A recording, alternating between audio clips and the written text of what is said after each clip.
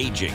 Deep we have C.T. Muga, researcher, academic, seasoned political observer, a fountain of wisdom in these politically uncertain times. Ndu Oko, Nigerian by birth, Kenyan by choice, communications expert, Pan-Africanist, a truth seeker and believer in people power, and Eric Latif, agent provocateur, the man in the chair, seasoned journalist, news hound, a man who believes in punching up, not down. This is the Situation Room, the only way to start your day. Okay, 6 minutes after 6. A very good morning to you. How are you doing? Wherever you are, this 23rd day of August 2021. Welcome to Kenya's biggest conversation. Happy New Week. CT Muga and Nduoko. How are you, Ndu? Good morning, Eric. Fine, thank you. How are you doing? Me, I am fine. Fantastic. Yes. It's just cold in here, but not cold out there. It is quite frosty in here. It is. CT, how are you? Me, I am fine. Good. Had a good weekend? I did. That's fantastic. I did. That's fantastic. It's good to see you guys again this week. And welcome to Kenya's biggest conversation, wherever you are. So we'll have a lot to discuss today. BBI. BBI. The Attorney General says not yet. Not yet. So we'll look at what the Court of Appeal judges said on Friday with regards to the BBI and the appeal that had been lodged there. Clearly, there's something that really didn't just go right with this BBI process. Some of them have accepted, and they're saying they'll move on. Kalonzo Musyoka said, okay, sawa. Musalia Mudavadi said, okay, sawa. Musalia said, I told you so. Musalia saying, I told you so. Okay. Raila Odinga is saying, okay, sawa. The Attorney General is saying, no. It's not okay. It's not sawa. I will see. Paul Mwangi, one of the joint secretaries of the BBI task force, is saying, apana. No, surely. What do you mean? Do you mean we didn't know? What do you mean we didn't subject it to public participation and you came and presented? And you're not public. Did you not participate? So we'll have a constitutional expert, our in-house man, Waikwa, joining us on the line to just go through this. And then we'll also have a conversation on this elusive coastal unity. We'll have a guest in the 8 o'clock hour, and her name is Miss Naomi Sidi. She is the Secretary General of a party, and she's also among those that are steering the conversation towards coastal unity. Is it going to happen? Is it not? She'll be here. She'll tell us. And she'll tell us what the thinking behind it, and those who are opposed to it, what is it that they're opposed to. Meanwhile, just like Dr. Mulwa told us, the vaccines were Monday. He said Monday, I'm giving it Wednesday maximum. Monday, like this. So we are still at that point. Monday, today. They could come. They could come this morning. Yeah. You know? Yeah. But this is what everybody's saying, that this morning is when we're likely to see them come. A few 100,000, landing this week, and then, another. Why are you holding your breath? Because this is not the first time we've been in this position. The vaccines will come. Whenever they do. They will come. Yeah. And when they come, we will know. Yes, but they will come. Today, tomorrow. They will come. They'll come. They will come. Okay. Yes. So there's all this talk that they're coming today. So let's wait and see whether it's going to be today or whenever. But how is COVID doing? COVID is still doing its rounds in the country and the world, that's for sure, you guys. It's not a pretty situation. If we look at what we recorded yesterday or Sunday, when accounting was pretty low because of the weekend, 646 new virus cases, 30 new deaths. The fatalities in the country, just look at this now. Fatalities from COVID are teetering on 4,500. 4,497 people have died from COVID-19 in the country, from a sample size of just over 4,000. So we're still looking at positivity rate of about 15%. It doesn't look good because, just speaking with a number of people over the last couple of days, medical practitioners talking about the fact that the truth is that hospitals are full. More and more people presenting to hospital with symptoms and then testing positive for COVID-19. Again, the numbers that we're getting as official from the Ministry of Health is not the true picture of what's going on in the country. Many, many more people are getting sick, and unfortunately more are dying. The vaccines coming into the country hopefully are a good thing, that we have more and more people vaccinated, because that's the thing. Just get vaccinated is the message here, because what it will do is it will provide that first layer of protection for all of us, for yourself and for those who will be around you. It is absolutely necessary to do. So that's what we're looking at here. And in the light of that, and talking about vaccines, India has approved the world's first DNA COVID vaccine. What does that mean, you might ask? The drug regulator has approved the vaccine against COVID-19 for emergency use. The first dose of the Zycov-D vaccine prevented a symptomatic disease in 66% of those vaccinated, according to an interim study by Cadila Healthcare. The firm plans to make up to 120 million doses of India's second homegrown vaccine every year.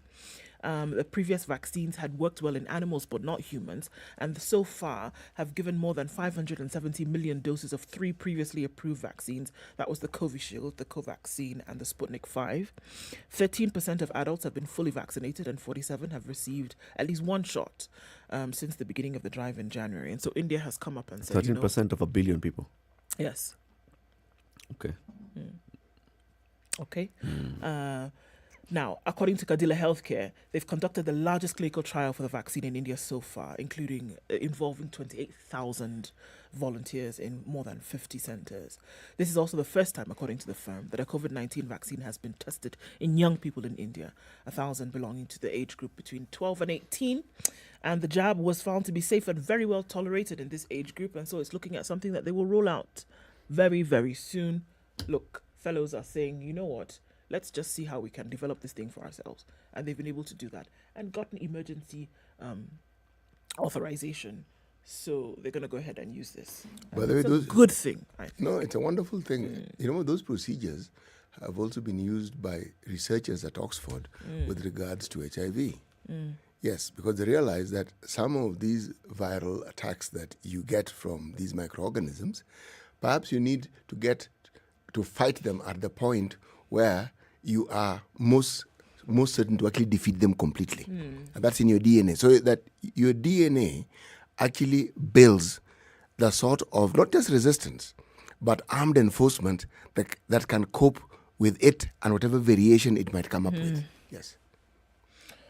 We're looking at global figures now of 212 million. Folks, we spoke on Friday and we were at 207 million on Friday. Today is Monday. We're now at 212 million. That's an increase of just under 5 million cases in 3 days. It doesn't look pretty at all. 4,444,470 global deaths. And more numbers rising in the US, in India, in Brazil, and in the Western European countries. Australia still on lockdown. Some of the European countries, especially in Western Europe, France, Spain, Italy, also on quasi-lockdown as we look at more cases. And again, those who said in the very beginning that it looks like this is going to be around for some time, they were right, because it does look like it's going to be around for some time, and hopefully more and more people can get vaccinated and we can deal with these issues. That's what we're looking at with COVID today. Wow. Thank you very much, Ndu. By the way, thank you very much for those numbers. By the way, Ndu, one of the things that is also unique about this new preventative method is that you don't inject it. No. You use a pressure gun or a pressure machine and it sprays it into your arm or the part of the body that it's supposed to be introduced into your body through. And that way, it's in very small minute particles, it enters your body as a stream, and it's able to spread into your body in a far more effective way. Where do you buy those guns? Oh no, the equipment comes with the vaccine. Oh. Okay. It's 6:15, live streaming on SpiceFM KE, YouTube, Facebook, and Twitter. Wherever you are, let's hear. And then we will say hi. Shortly, we'll be looking at the newspaper headlines. Good morning. This is Kenya's biggest conversation. This is the Situation Room, the only way to start your day. Spice up your life. You know, when you see someone being jailed, a governor or two or someone who stole, then people will fear. Because our problem is not the borrowing, it's the stealing. We've become actually a nation of thieves. The only thing we lack is an opportunity to steal. The guys who quote the Bible and say, I'm a Christian and all that, and you know they're thieves. Return what you have stolen 4 times. If you know that you have property or anything that you have stolen, just return and say, my God does not allow me to hold stolen things. We are also a reflection of you, because you elect us. You know, we don't get into our office by ourselves. We are a reflection of the people who elect us. We don't want to go to the streets. We have a constitution that enables us, assert our will. When the legislature are now being taken as hostage by the executive for whatever reason, we are now bound by what they want us to do. This is just outside the realms of reality. We have impunity written into the DNA of our political class. How old were you when you learned that Jeshi Lokop is Jeshi Lawoko? I can't say it very well. You know, Jeshi Lokop. And everyone knows.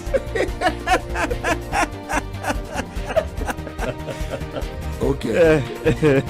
This is the Situation Room, the only way to start your day.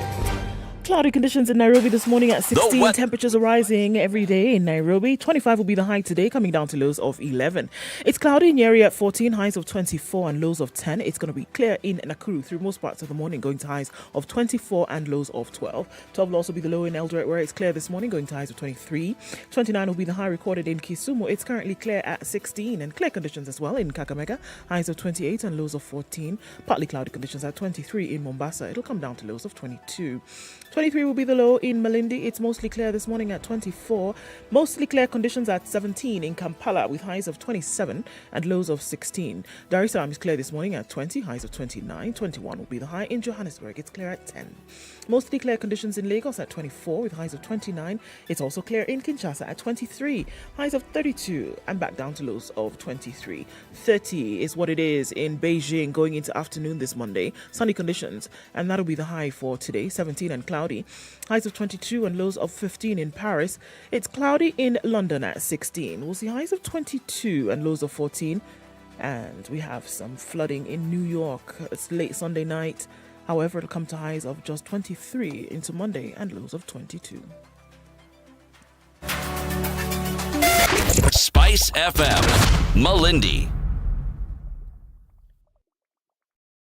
Mature, intelligent talk every morning. Spice up yourself.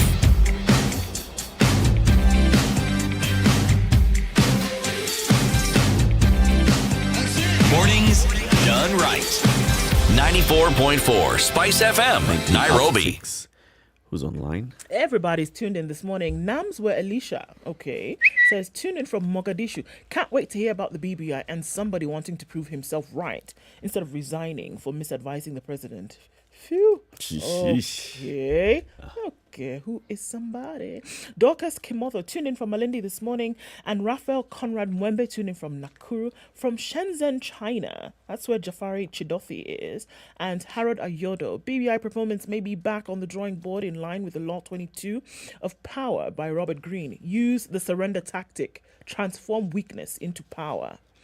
Good morning, good people. That's Kev Santana. Nanyuki is listening. Washiri Wilfred says, into Eric and Charles. Tuned in from Gishuku. Okay. Tuned in from Saboti. That's where Matthew Oliwana is. Ngoran Lontum is tuned in from Cameroon. Amazing program. Well, thank you, sir. And good morning. Chacha Rob is tuned in from Kuria, Isibania border. And David Subuke is tuned in as well. Diana Mboro tuned in from Kitengela. Bishogoro Omokaya tuned in from Getari. And Jatelo Vic is tuned in this morning, says, good morning and blessed day, guys. Joshua Onsogo tuned in from Isoge Scheme, Nyamira County. And watching live showers of much blessings. Okay. Nice. Good morning, everybody, and thank you for tuning in this morning. Indeed. City, today's proverb. When the roots of a majestic tree begins to decay, it spreads death to the branches. When the roots of a majestic tree begin to decay, it here being what? Is that the The roots of the tree. It being the decay. is that the pronoun Decay. before the verb or the pronoun before the noun? This is the adjective. None of the ones that you offered, Eric. So it is what is a tree. It spreads Death to the leaves, branches. to the branches. Yes, the leaves, you're right. You've actually gotten to the destination Okay. because the leaves are nestled on the twigs, which are nestled on the branches. Okay. Very good. Where is it from? Kenya.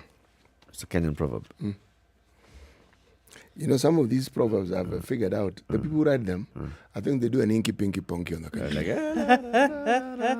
this is Kenyan. Kenya. Pap. All right, so let's look at the headlines. Let's begin with some good news. So the World Under-20 Athletic Championships concluded yesterday. Kenya finished top of the medal standings. That was a very good thing, wasn't it?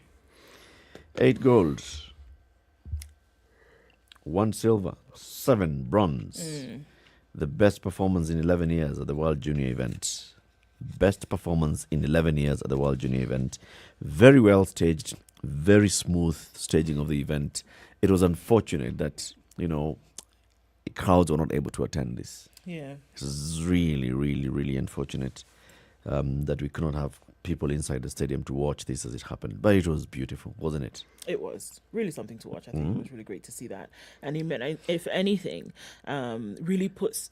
we're talking about athletes who are under the age of 20, who then probably have another 15 years in their career and are now, putting the spotlight on themselves to the world, really, in terms of the talent that is resident here. And it is my hope and prayer that, what was on display over the last week then will not be allowed to go to waste, but that it will be supported, it will be managed well, and that, even as they go on to the mature stage of athletics in terms of age, that, they would go on then with everything that they need to really perform, because this was high-class performance out here. It was really great, really, really great to see. Good stuff, good stuff. And good. I think we need to also just acknowledge the team that put this thing together. Oh, yes. The entire team that was set up to make sure that this is a smooth running event. They did a good job. You're right, Eric. And Kasarani looked amazing. It really, You look at it on the screen, you're like, is this Kenya? Yeah. This was my first question. And it really, really looked good. And, the organizers did an excellent job, I think, really. yeah, we should actually maybe soon get Microbar here. So he can come and tell us the moving parts of getting such an event together. I saw very beautiful photos, for example, of Emmanuel Onyonyi. We have a new 800 meters champion that the world should watch. His name is Onyonyi. He broke the championship record. And then there was the 3,000 meters steeplechase. So this guy called Amos Serem was running right behind this Ethiopian for a while. And there were people in the stadium were telling him, come on, you it's about 200 meters. This guy is ahead of you. And you could see him just telling the crowd, just chill, relax, relax. Just behind the Ethiopian. Final hurdle he just passed him, and now he was telling the Ethiopian, come. Follow me. Yeah. Went and won it so easily. And you could just see, okay, so we have another Emmanuel Ezekiel Kimboi. We have a new Ezekiel Kimboi. We have a new David Rudisha. Right. Beautiful. It looks really good. Beautiful. Absolutely. Hey, another headline. Because we must. Because we must. The AG is to take the BBI appeal to the Supreme Court and cites 3 sticky findings. Okay? Paul Kihara Karaoke has indicated that he will move to the Supreme Court to challenge the Court of Appeal judgment that declared the Building Bridges Initiative unconstitutional. Professor Karaoke wants the Apex Court to determine 3 findings by the Court of Appeal judges in the BBI case: applicability of the Basic Structures Doctrine, the President's immunity, and remit of constitutional amendment by popular initiative. It's like a dog with a bone here, man. Not letting this thing go. The Attorney General's appeal directly targets the case of David Ndeye and others versus the Honourable Attorney General and others on the BBI case. The AG has not had occasion to consider and evaluate the detailed reasoning behind the findings that were made by the various Court of Appeal judges in the BBI case. This will be done once copies of the judgment are provided on August 23rd, which is today, as was indicated by the President of the Court of Appeal. This is according to a proposal by Professor Karaoke. The AG noted that in his findings, there were misgivings with Justices Daniel Musinga, Fatima Sichale, Gatembu Cairo, Hannah Okwengu, Rosalind Namboye, Patrick Kiage, and Francis Tuyot. Decision against which he will consider appealing at the Supreme Court after a careful evaluation and analysis of the detailed reasoning in the judgment. So it's like after he has gone through the judgment, he then might take it to the Supreme Court. He might. If after he looks through all of this and it makes some sense to him, then maybe not. But if it doesn't, then maybe. He'll pick up areas here and there that he feels on those 3 specific ones. If he sees that, okay, this is looking a little bit odd, anything that looks funny, we will go to the Supreme Court. Because if it is not clear, then this must be adjudicated once again. You know what is of interest, is we are discussing a political process. And we are discussing an outcome, not the outcome. An outcome in the sense that the matter went to court and had to be determined by court. And we have heard what the court determination was. This win or lose mentality sometimes denies us the opportunity of looking at what the judges actually said with regards. Because there are very many fine details in the findings of the court. Details that outline the final decision they arrived at. For sure. And there are many pluses and minuses to and against, from and there's a lot of it inside it. Now, as far as I'm concerned, I don't know much about judicial jurisprudence, but what I do know is that in such matters, the devil is in the details. There'll be some fine points that nobody's going to look at, nobody's going to consider, and those who are given to details will note.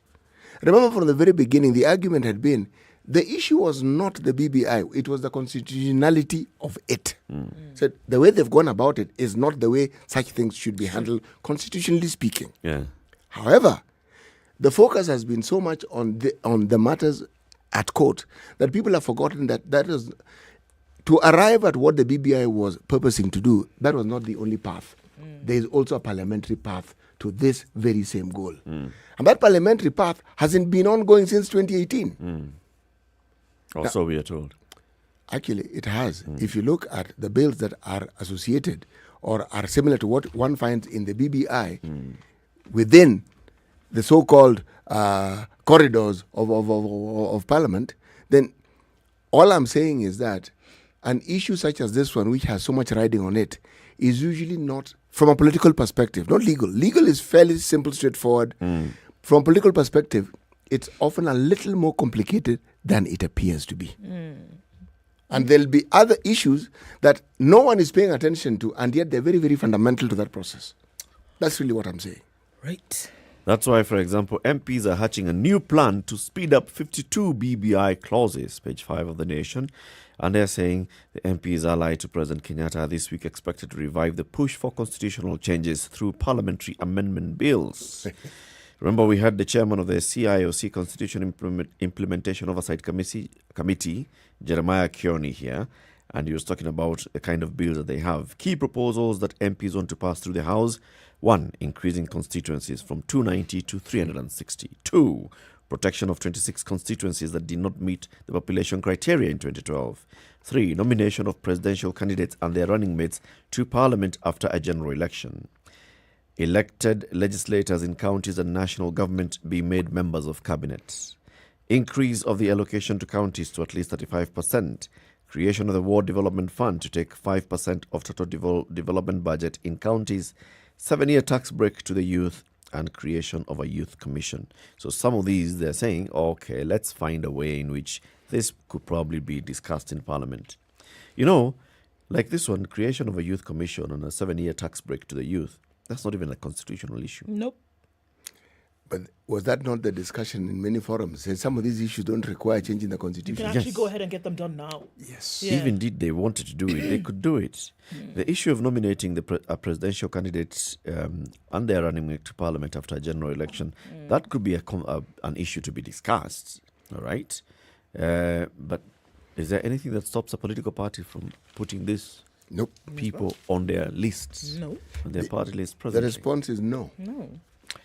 I know you want okay. to take a break, but I got to say, okay, so now we're asking this question this morning. When will they arrive? So 880,460 doses of the Moderna COVID vaccine have arrived at JKIA They've just a landed. few minutes ago. 10. This is the first shipment of the 1.7 million doses donated by the United States via the COVAX facility. This is the first time that Moderna vaccines have been received in Kenya. So touchdown was a few minutes ago. And so that's a good thing. Just under 1 million doses of Moderna in the country. So, Dr. Mulwa. Oh, yeah, Monday. There you go. Yeah, That's this is happened. it. So Yeah. they've landed. Yes. And these are Moderna vaccines. Yes. Moderna is still 2 shots. Yes, it is still 2 shots. So The only one 2-shot that's 1 dose. shot right now is Johnson & Johnson. Okay. All right. So they're in the country. Now they'll go to Kitengela, blah, blah, blah, blah, and then they'll be distributed around the country. People, just go get vaccinated. Wherever it's happening, just go, okay? Get the vaccine. It's 28 minutes to 7. Let's take a quick break. Take a look at the traffic. Good morning. Spice FM. Hey, it's getting hot in here. The media has greatly contributed to the moral rot that we experience in this country. I remember a senior politician telling me, point blank, nobody steals in the field, it's stolen in the granary. So my friend, if you're going to win an election, jipange kwa granary. I think we are suffering from Stockholm syndrome. Our violator and abuser is also our redeemer in our mind. The whole political class, the whole political institution is rotten. It is based on ideals that cannot progress our country forward. This is the Situation Room, the only way to start your day.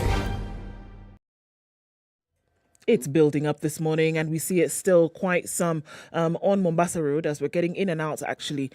Looks like it's going to be there for some time.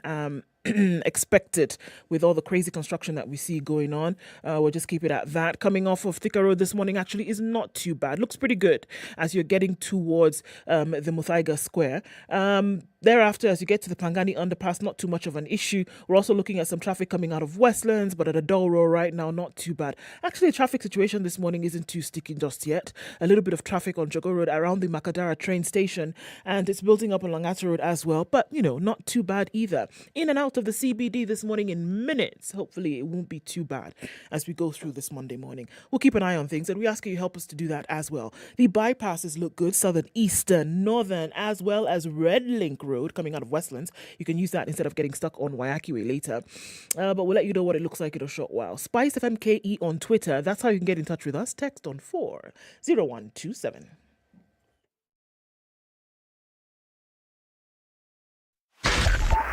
.5 Spice FM. Kisumu. Mature, intelligent talk every morning. Spice up yourself.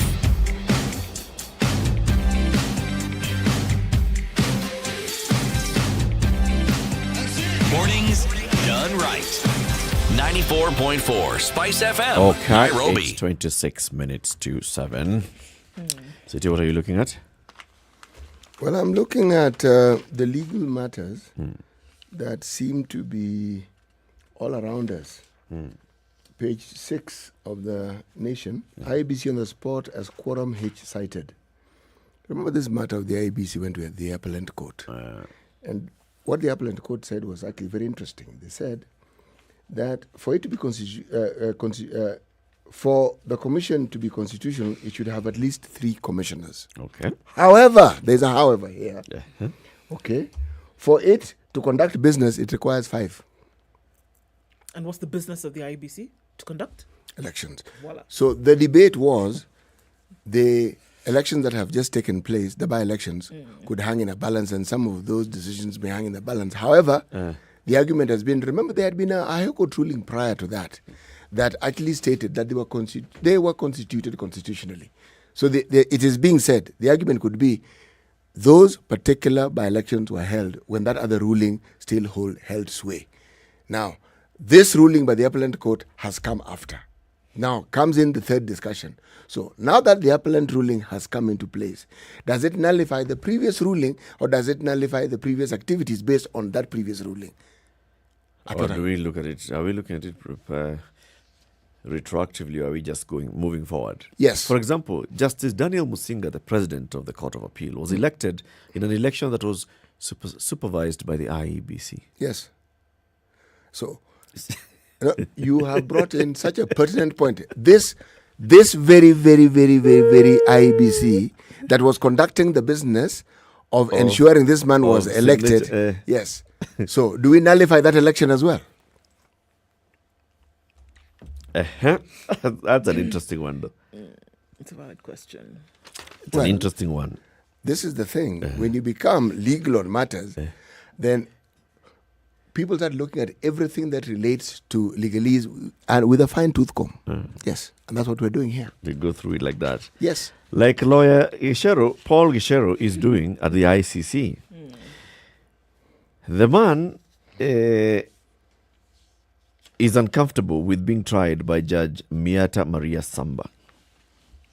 Lawyer Paul Gishero says his checks on the background of the judge have established that she was previously employed by the Office of the Prosecutor between 2006 and 2010. The judge, he says, may have assisted with or been involved in the OTP's investigations in the various Kenyan cases. The OTP was then under Mr. Louis Moreno Ocampo. The lawyer fears that the judge may have forehand information about the case facing him due to her involvement in the Kenyan investigations and the contacts she may have had with witnesses and investigators in this case. So a panel has been empaneled of judges to listen to this case against lawyer Paul Gishero. And one of those judges is this one, Miata Maria Samba, who previously worked in the prosecutor's office during the time that Gishero is accused of having bribed witnesses. Now Gishero is saying, now this person was a prosecutor at that point. Yes. Now she's a judge. Yes. She needs to recuse herself. Why? Because she has dealt with this matter before. She's coming into this case with having dealt with witnesses, having dealt with investigators in this particular case. With the prosecutor? Right? Having worked with the prosecutor. So? She could be biased. Yes, she could be. It's possible she took a leaning grounds towards for people that recusal. she worked with before. Yes, those are grounds for recusal. Yes, she could be biased, but it's like saying that if a case comes before a Kenyan judge, and the man grew up in Kenya, lived in Kenya, went to Kenyan university, reads Kenyan newspapers, has Kenyan friends, that he will be biased because he understands things that are happening in Kenya. No, it's a little bit more detailed than that, CT. Detail it for me. These two individuals worked in the same office. She worked directly under the prosecutor, right? On some of these witness cases that they're dealing with in this particular case. Yes. Right? Yes. So she's now adjudicating over the case that involves a lawyer on the same case. Yes. And the prosecutor used to be her boss. Yes. Essentially. But I'm seeing it as a good thing. She's coming here informed. She has institutional needs. Yeah, knowledge, yes. And she's not the only. Is she the only judge, or are there other judges in this other case? Judges, so she needs to recuse herself. No. She, as one of them who might have biased interest, then. Yes, but on the other hand, I'm looking at that biased interest and I'm calling it knowledge. Because she has far more knowledge than these people. And in a case like this, it would be a good thing to have somebody who actually has knowledge. Look, in as much as a lot of people have said that his goose is cooked, in this case, I would see that he has he does have a point, because these are grounds for recusal in any case on the globe, and they would be given instantly. I understand that argument, but what I am failing to see is you want this person to recuse themselves from being in a position where they have knowledge that is pertinent to the case, and we're saying that you knowledge want is of this necessity person to bias. recuse themselves because that knowledge could actually be a bias against you. And I'm saying an absence of that knowledge would also make the people who are actually overseeing that particular case incompetent, because No. how? Because it The would be to his prosecutor and the disadvantage. defense will present the case Yes. to an unbiased panel. Who have no You're hearing previous it for the first knowledge. time, Yes. so you're listening to argument objectively. No time Not for you that to you're asking, take but aside. Mm. but you remember we came to Eldoret and we find this man. So I give a piece of information or a piece of evidence, and somebody who's sitting on that panel thinks, hold on a minute, but I was there and I saw 1, 2, 3. In her Yes. CV, listen. Is that not a good thing? In her CV, yes, this judge has written that she was working in the OTP as a field operator and field operations officer in the Uganda field office, providing assistance to investigators from the OTP to Kenya, Tanzania, and Uganda.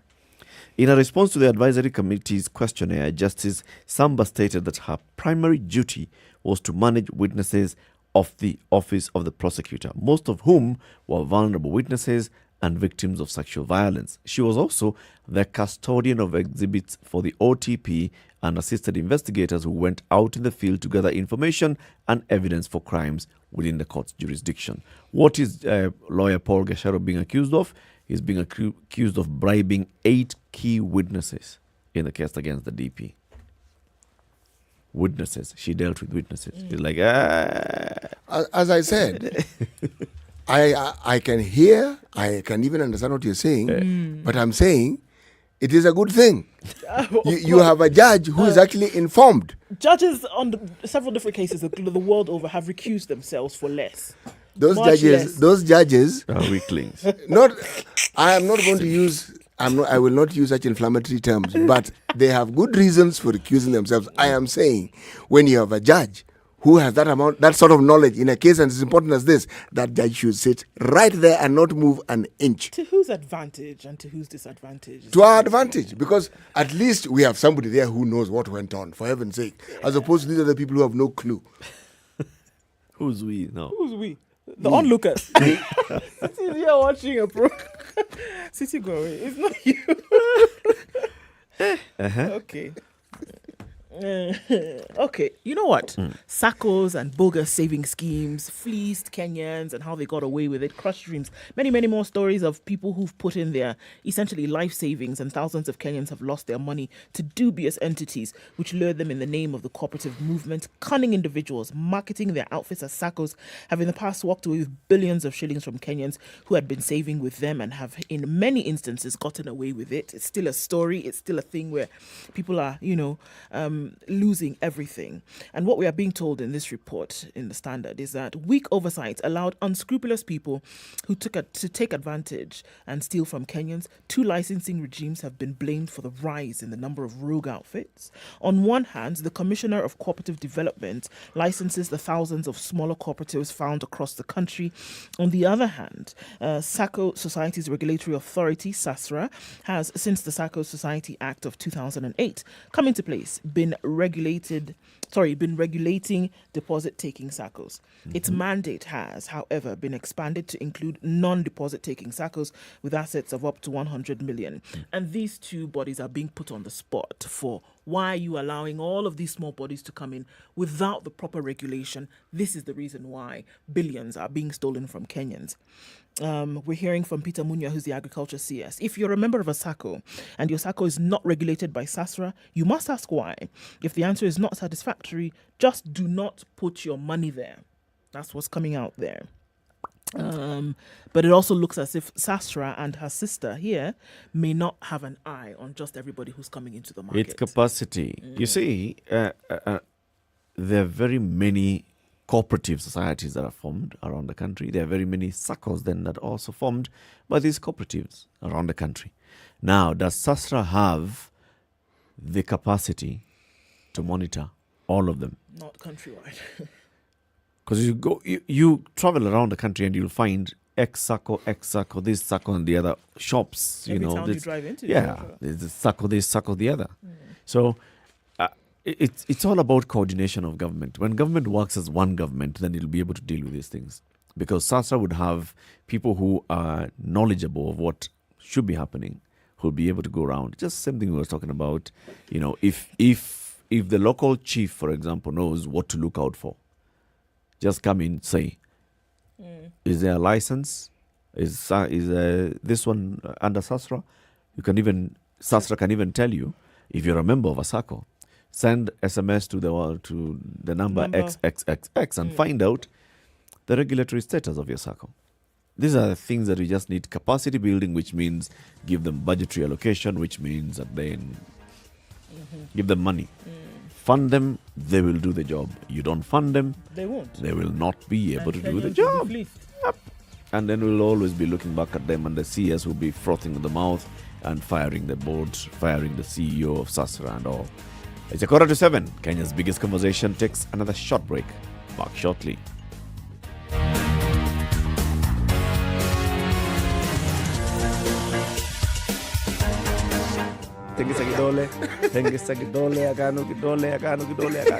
Thank you. The political class, the contestants, everybody is trying to outsteal the other. Remorse is not taught in any school. Manners is something you get from your mother. You don't get it from your political party. Why are we so unfocused as a country? Why are we spending money and resources, yet we have real challenges in this country? This coronavirus pandemic should teach us one thing, that universal healthcare is critical. Because at this point, whether you have a medical card that covers you, it doesn't matter. It doesn't matter. This is the Situation Room, 14 minutes. the only way to start your... Johor Farm takes over lucrative SGR cargo terminal. Headline in page 10 of The Nation. A private company linked to the family of Mombasa Governor Ali Hassan Joho is set to finally take over operations of a taxpayer-funded inland cargo terminal in Nairobi in a controversial deal that has triggered protests from competing logistics firms.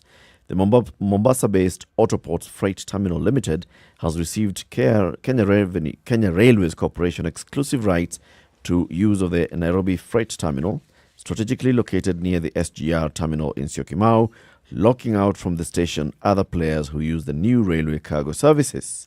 A notice by KRA dated August 17th indicates that the company will start handling all containerized and conventional cargo from the terminal starting October this year. The notice reads, Kenya Ports Authority has received a request from KRC to issue you with official communications to allow cargo consignees and importers for both containers and conventional cargo to nominate their consignments from the load port to Kenya Railways Nairobi Freight Terminal. The facility is a bonded warehouse and will be operated by MS Autoports Freight Terminal and is connected to the SGR line. This allows more importers to use SGR.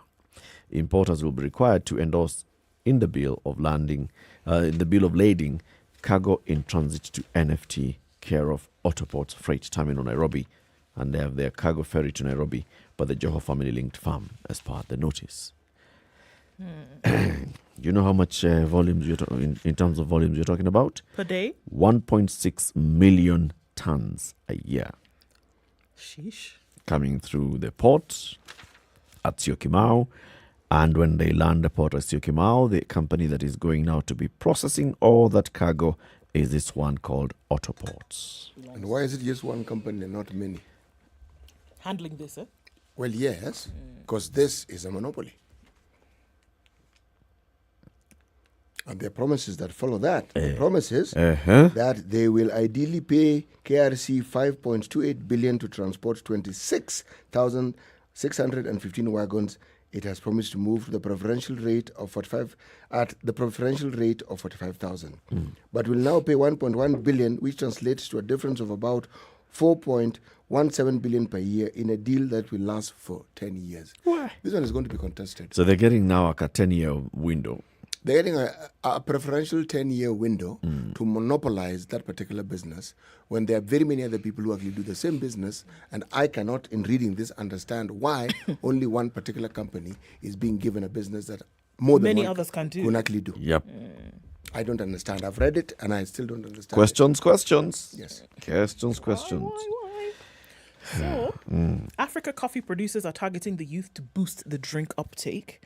a Pan-African coffee organization is working with member states towards promotion and consumption of coffee by locals, saying that the trade is highly reliant on the export market. In the new project, the Inter-Africa Coffee Organization is targeting popularizing consumption in military barracks, learning institutions and petrol stations as new outlets that would cascade the beverages consumption on the continent. The Secretary General Solomon Rutega, who has been visiting in the country from Abidjan, regretted that out of 11 million bags of coffee produced on the continent, only 1% was consumed within the continent. So essentially, buy Africa, promote Africa is what they're saying. He spoke at the Kenyatta University when Agriculture Ministry's Chief Administrative Secretary, Lawrence Omuhaha, opened a modern coffee shop to promote consumption of the beverage locally, especially among the young population. Consequently, he said the IACO has developed a new initiative that will boost domestic consumption of coffee, aiming at improving revenue and livelihood to Africa's coffee farmers. Rutega said the opening of the coffee outlets and learning institutions in Kenya was a boost for the project. In Kenya, of the annual production of 45 tons, 95% is shipped out to the foreign market, adding that only a fraction went through the value addition chain locally. So the project targets 1.3 billion people below the age of 35, majority of who are in learning institutions.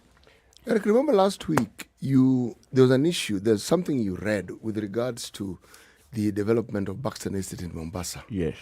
Now, I got a call from a resident Of estate. Buxton. Yes. And he said, look, I listened. I didn't want to call in because I was listening to what you're saying.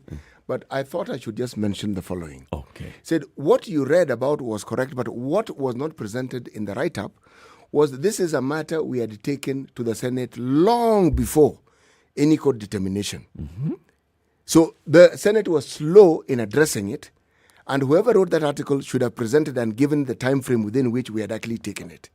He said, you also mentioned that we were getting mortgages that would last 15, 20, 25 years. He said that was also our understanding. Okay. But that changed because we were then asked to pay 10%, say, for instance, of the value of the house as a deposit. Said, for instance, the house I am staying in has been, the cost is 3 million, so I'm expected to pay 300,000. Say, up to that point, I can understand. Say, but the problem now is the balance is something we're expected to pay within a period of 2 years. So this is something we cannot do. 2 years, a balance of 2.6 million. 2 years from when? 2 years from now or 2 years from when the house is complete? No. Off plan. You keep paying so that by the time the house is complete, you have completed paying your money. It is estimated that the construction will take 2 years. So by the time the construction is over, you should also have paid and you will have your house. Okay. This is what was presented to me by, he said, I thought you should understand where we are coming from. And so I am simply presenting what this particular tenant mentioned to me. All right. Yes. So in all the public participations about this particular matter, yes, and the documentation for it, yes, where at what point was the 15 years conversation taking place? At what point is the 2 years conversation taking place? At what point is the 10% issue taking place? At what point? Because from what you're saying is that even from the very beginning, these are the concerns that made them go to the Senate, that also made them go to court. Yes. Right? Yes. So how were they resolved? What made them go to court was, one, Shabal's outfit was not the first outfit that had tendered for that particular. And at that time, when they were querying the procedure. How did these people get this? Yeah. Now, if you look at any tender that has to do with a government body, it's usually public. There's nothing private about it. It's in the public domain. Everybody can see it. It's there. But as I said, their issue was one where they were seeking clarity. Their argument was that they had not been informed with great clarity. Now, when Shabal's outfit took over, they sought even further clarity because they were saying, there are things we were not clear about before. So I mentioned to him, but you had court cases. Yeah. These things went to court. And when you have a ruling, it means the court has clarified it. He said, yes. But then we had now the issue of not just the cost of the houses, but how we're to pay. We understood that it was a mortgage, and mortgages by their nature are long-term. But suddenly we're now faced with a new situation where it was now short-term. Okay. Now, this is something that we found disturbing, and we couldn't manage it. That is what was mentioned to me. Okay. If you ask me, it is an ongoing saga. and it'll be ongoing for some time. It'll take a while. Yes, before it is resolved. How many members are on that resident side, and how many are on the other side? The majority. How many have signed up and said we understand and we are ready to go? And how many have? The vast majority have signed, and they are ready to go. Yes, vast majority. It's also important that the concerns of the minority are also now heard. The vast majority have said them they're okay with it. Yes. Okay. Laikipia, Yeah. the government has moved to resolve conflict between herders and ranchers in Laikipia County. Remember when we spoke with Honorable Korere? Security personnel, ranchers and leaders who met at the weekend at the Wangatri Anti-Stock Theft Unit camp in Omaran urged ranch owners to consider selling pasture to the herders. Interior Principal Administrative Assistant Moffat Kangi and Rift Valley Regional Commissioner George Natembea, who led a government delegation to the meeting, pledged to ensure herders and their livestock are removed from private ranches. The herders have driven thousands of livestock in private ranches and farms in search of pasture and water. Saturday, Kangi asked county administrators to help negotiate with ranchers so that they would provide pasture to herders ready to pay for the foliage. Laikipia Health Executive Rose Maitai, who represented Governor Nderitu Mureithi at the meeting, said it would help to reduce the number of livestock one keeps, to reduce the pressure whenever droughts strike.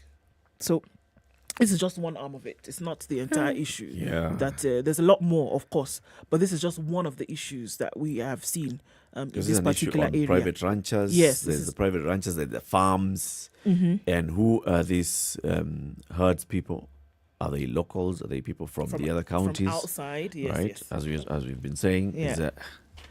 it's a big It's issue. a big issue for sure. This is Over the part of weekend, it. we saw the Kenya Bureau of Standards release a list of some 27 flower brands which they said should not be bought by the public because they are not compliant following tests done by the agency.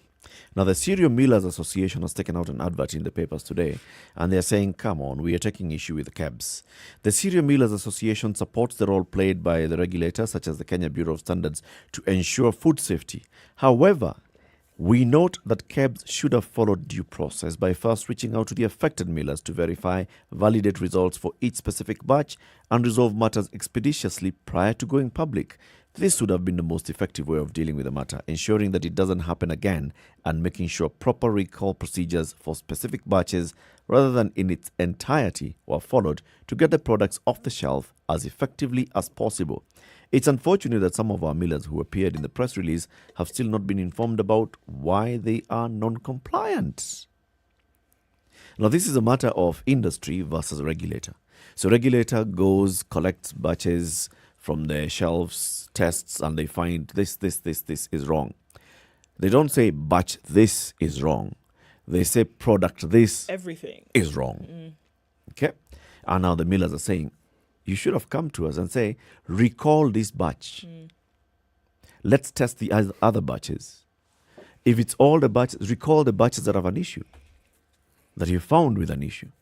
But saying this brand is non-compliant. You're condemning a brand. You're condemning an entire brand. And 27 brands are many. But Eric, do you actually see due diligence being done here? Do you see mischief? May I see mischief? A lot of mischief. May I see mischief? A lot of mischief here. There's work that could have been done in a different way. Infinitely. And it's not as though those who are doing it don't know that the option actually exists. But they also know that once they make such a statement, that it is going to stick in the minds of people that, okay, this brand X, forget it. I'm not going to even think about purchasing this again. And it's going to take a long time to undo the damage that initial statement can make. You see, the problem with this, it reeks, smells, walks like a shakedown. Okay? Somebody may be doing their job, but if you go about it this way, you target with such negative insinuations that, again, just like the tag that this brand is bad, this particular method, I cannot run away from looking at it at the optics and wondering, why on earth are you going about this business in the way that you're going about it? Oh, for sure. And it will not just be a brand, it will be now the company. Yes, exactly. Yes, it will. I mean, I remember just really quickly, a peanut butter brand that had this issue. Until today, you won't touch it. Yeah. Even if they've sorted out the issues, you won't touch it. Yeah. Yes. And maybe the issue was a certain batch that came out of the process, but other previous and other past batches afterwards Okay, but no. These companies didn't sort of like come out of the woodworks yesterday. Yeah. They have existed. So surely. And they're regulated and they follow. Yeah, come on. Keep it right here. Kenya's biggest conversation. It continues in the next hour. We speak with constitutional lawyer Waiko Wanyoike. What is this BBI judgment? What next? Good morning. It's now 7 a.m.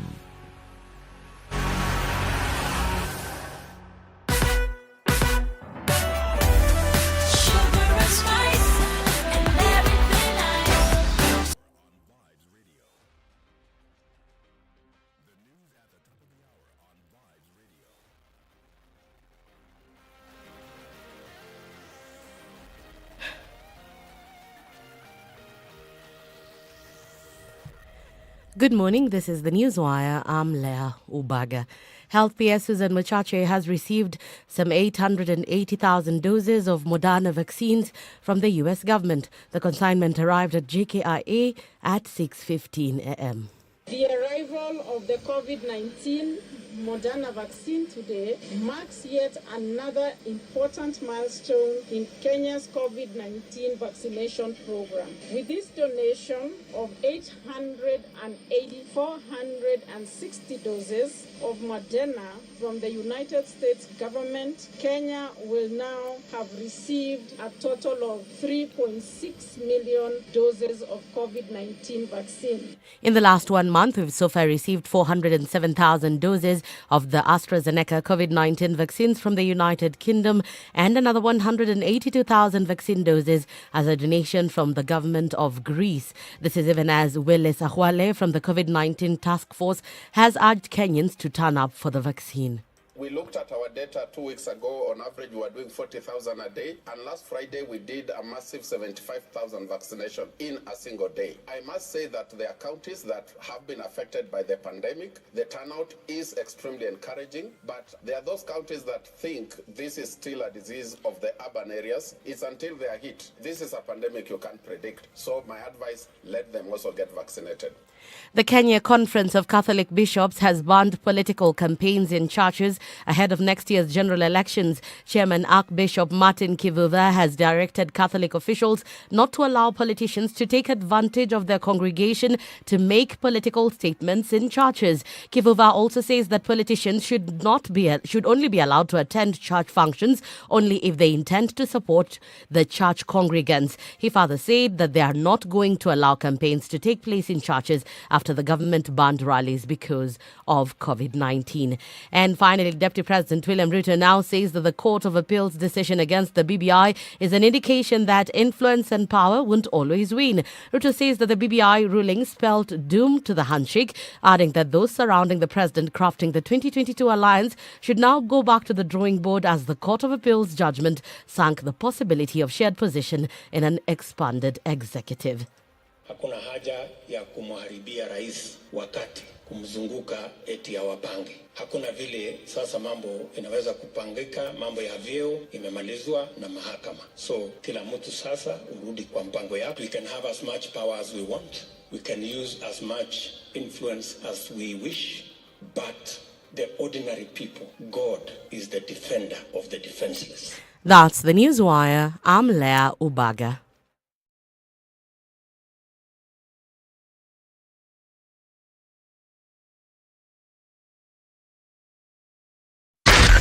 SpiceFM, Nakuru.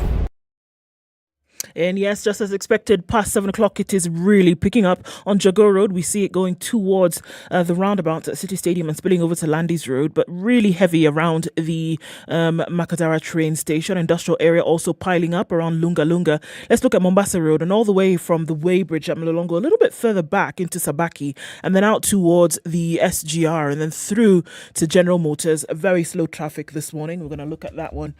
Also on Langata Road today, just past Dam Estate, out towards Wilson Airport and to the Timor roundabout.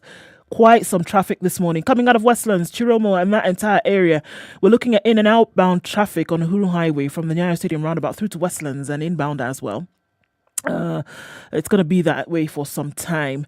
Thika Road also towards the Pangani stretch there, really heavy from Survey and then out towards the junction coming from Kiambu Road. So serious traffic there this morning. Coming out of Westlands as well, spilling onto Waiaki, we use the Red Hill bypass out towards the city, a further distance, but you won't get stuck in traffic. That's what Monday morning looks like, at least for now. Let's see what it looks like in your neck of the woods. Are you stuck somewhere? Let us know. Have you found a good route? Let us know that too. SpiceFM KE on Twitter. Text 40127.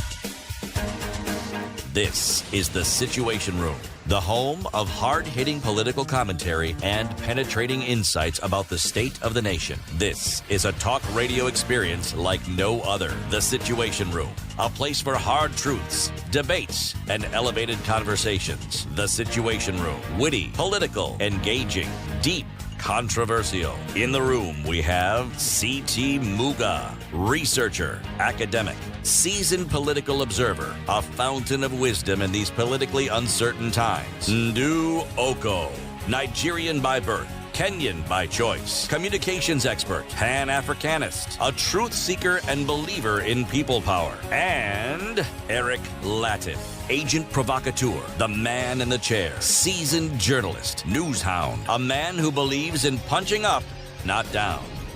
This is The Situation Room, the only way to start your day. And we thank you very much for choosing this as the way to start your day wherever you're tuned in around the country, around the world.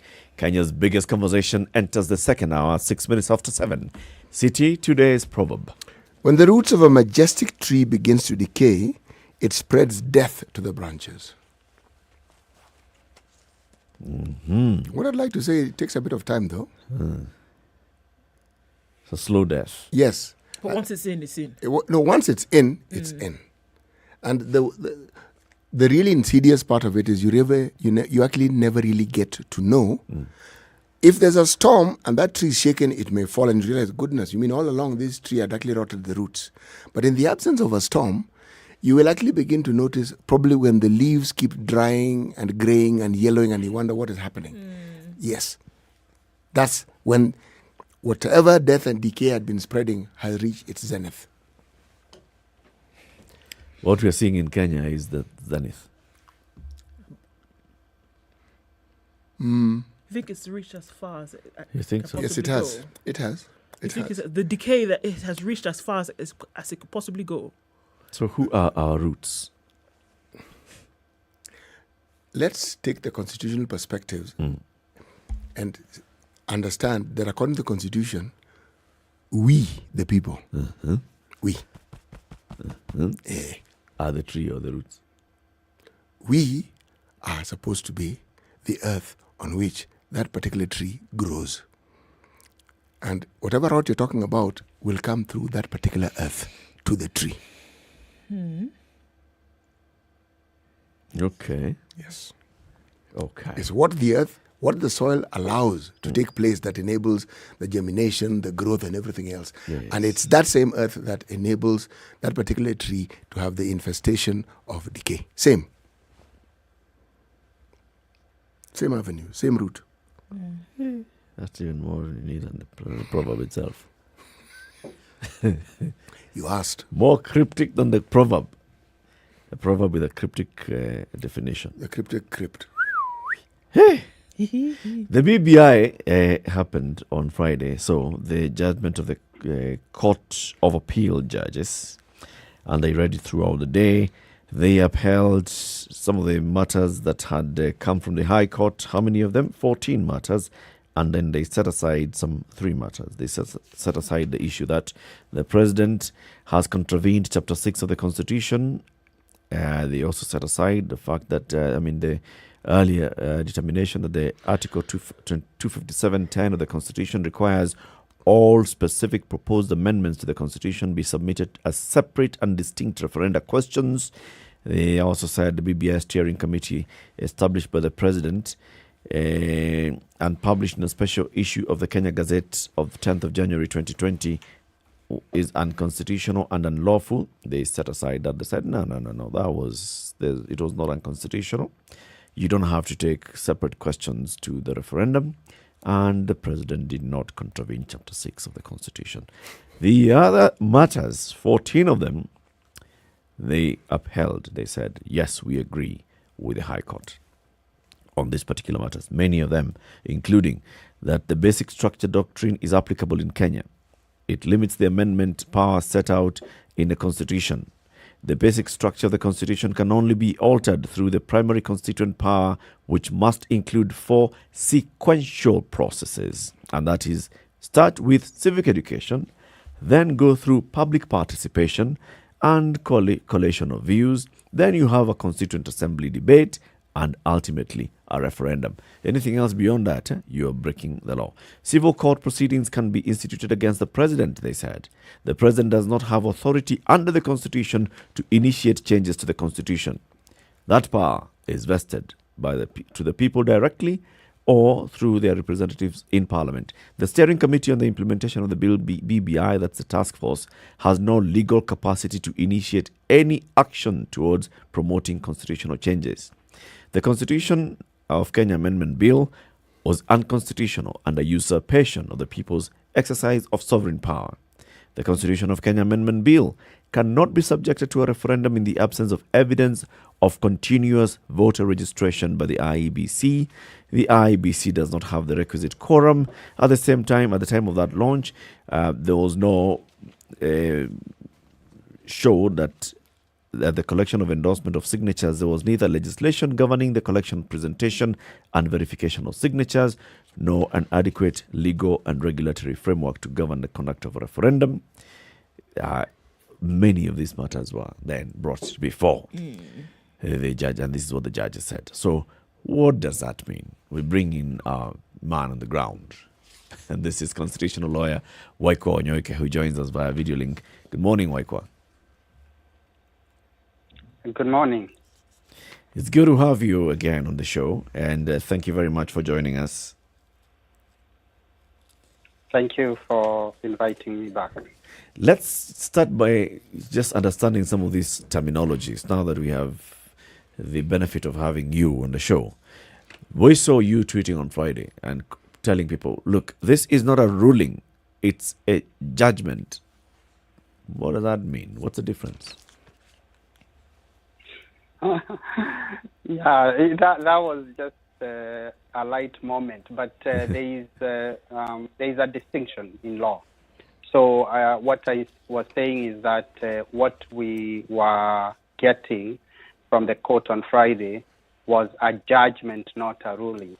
Ordinarily, a ruling is a decision made when the matter is still going on in a court. So, for example, when you have an injunction stopping somebody from doing anything until the matter is decided, that's a ruling. Mm-hmm. When you have, for example, in the BBI matter at the Court of Appeal, when you had different parties being admitted, that's a ruling. But when that court comes to the end and renders the final decision, that is called a judgment. That is the explanation or the clarification I was making. Okay. Good to know. Good to know. So a number of things that were upheld from what the High Court judges had said. And then they also set aside a number of things. Overall, is this a win or a loss for the proponents of the BBI?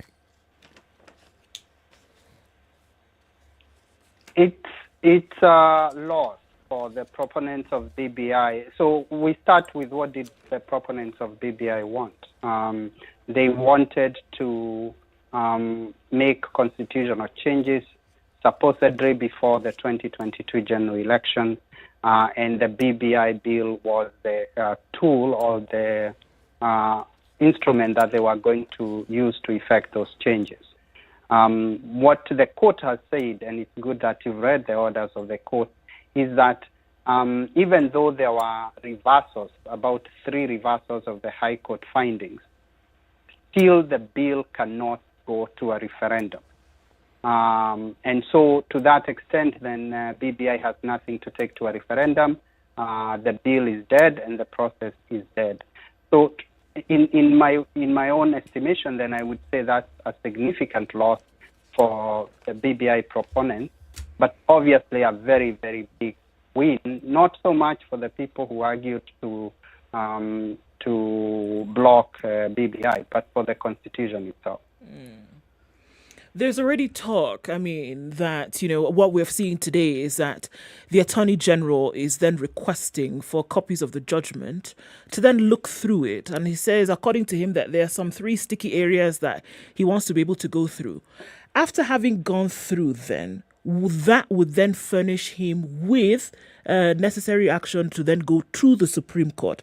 But it is an option for him right now as he sees it. What do you think of that? Yeah, I think the Attorney General is looking at the possibility of going to the Supreme Court, and my understanding is closely looking at 3 issues. The first issue is on basic structure. The second issue is on popular initiative, the fact that the Court of Appeal confirmed what the High Court had said, that the President or any state officer or public officer cannot use the popular initiative route to amend the Constitution. And the third, which is what I think they're really keen on, I doubt that they're so keen on basic structure and popular initiative, especially knowing that the term of Uhuru Kenyatta is coming to an end very soon. But the one that they're keen on is the third, which is the fact that the court confirmed again what the High Court had said, that the President does not enjoy immunity. He says he wants to look through these, Waikwa, and from your point of view, you had said previously that, this thing it's finished, it's dead. But there seems to be some kind of life upon which the Attorney General can pick up on and say, look, it's not dead, that we still have an opportunity to get this thing going. In your opinion, do you think that it's worth, the effort? So, there has always been 2 sides to BBI. The first side is the political, which is what Uhuru Kenyatta and Raila Odinga and their primary supporters were interested in. And people should know that the main reason these people have been pushing BBI is so that they can create this expanded executive. And we can already see how the judgment is causing them difficulties as they try to craft alliances. So there is that political side of BBI. But there is also the legal side, which is the very technical issues that have come through the court, whether it's a question about basic structure, popular initiative, and others. Those are legal issues. My own view is that the political side of BBI has died, because the political side of BBI is tied to 2022 elections. And now it has become untenable. And that is why you saw Raila Odinga come out very, very quickly and say that they are no longer interested in pushing this to the Supreme Court, because he has a presidential campaign to run. So he was being very smart about that. But the legal side of BBI hasn't died. And in fact, I would be so surprised if we don't have this matter go to the Supreme Court. Remember, it's not only the Attorney General who can appeal. There are so many parties in this case. So any of them can appeal. And the moment one appeals, the Supreme Court has to take jurisdiction, because this is the kind of matter that you don't need the permission of the Supreme Court for it to hear the case. Any appellant has what we call appeal by right, to go to the Supreme Court and have the cases determined.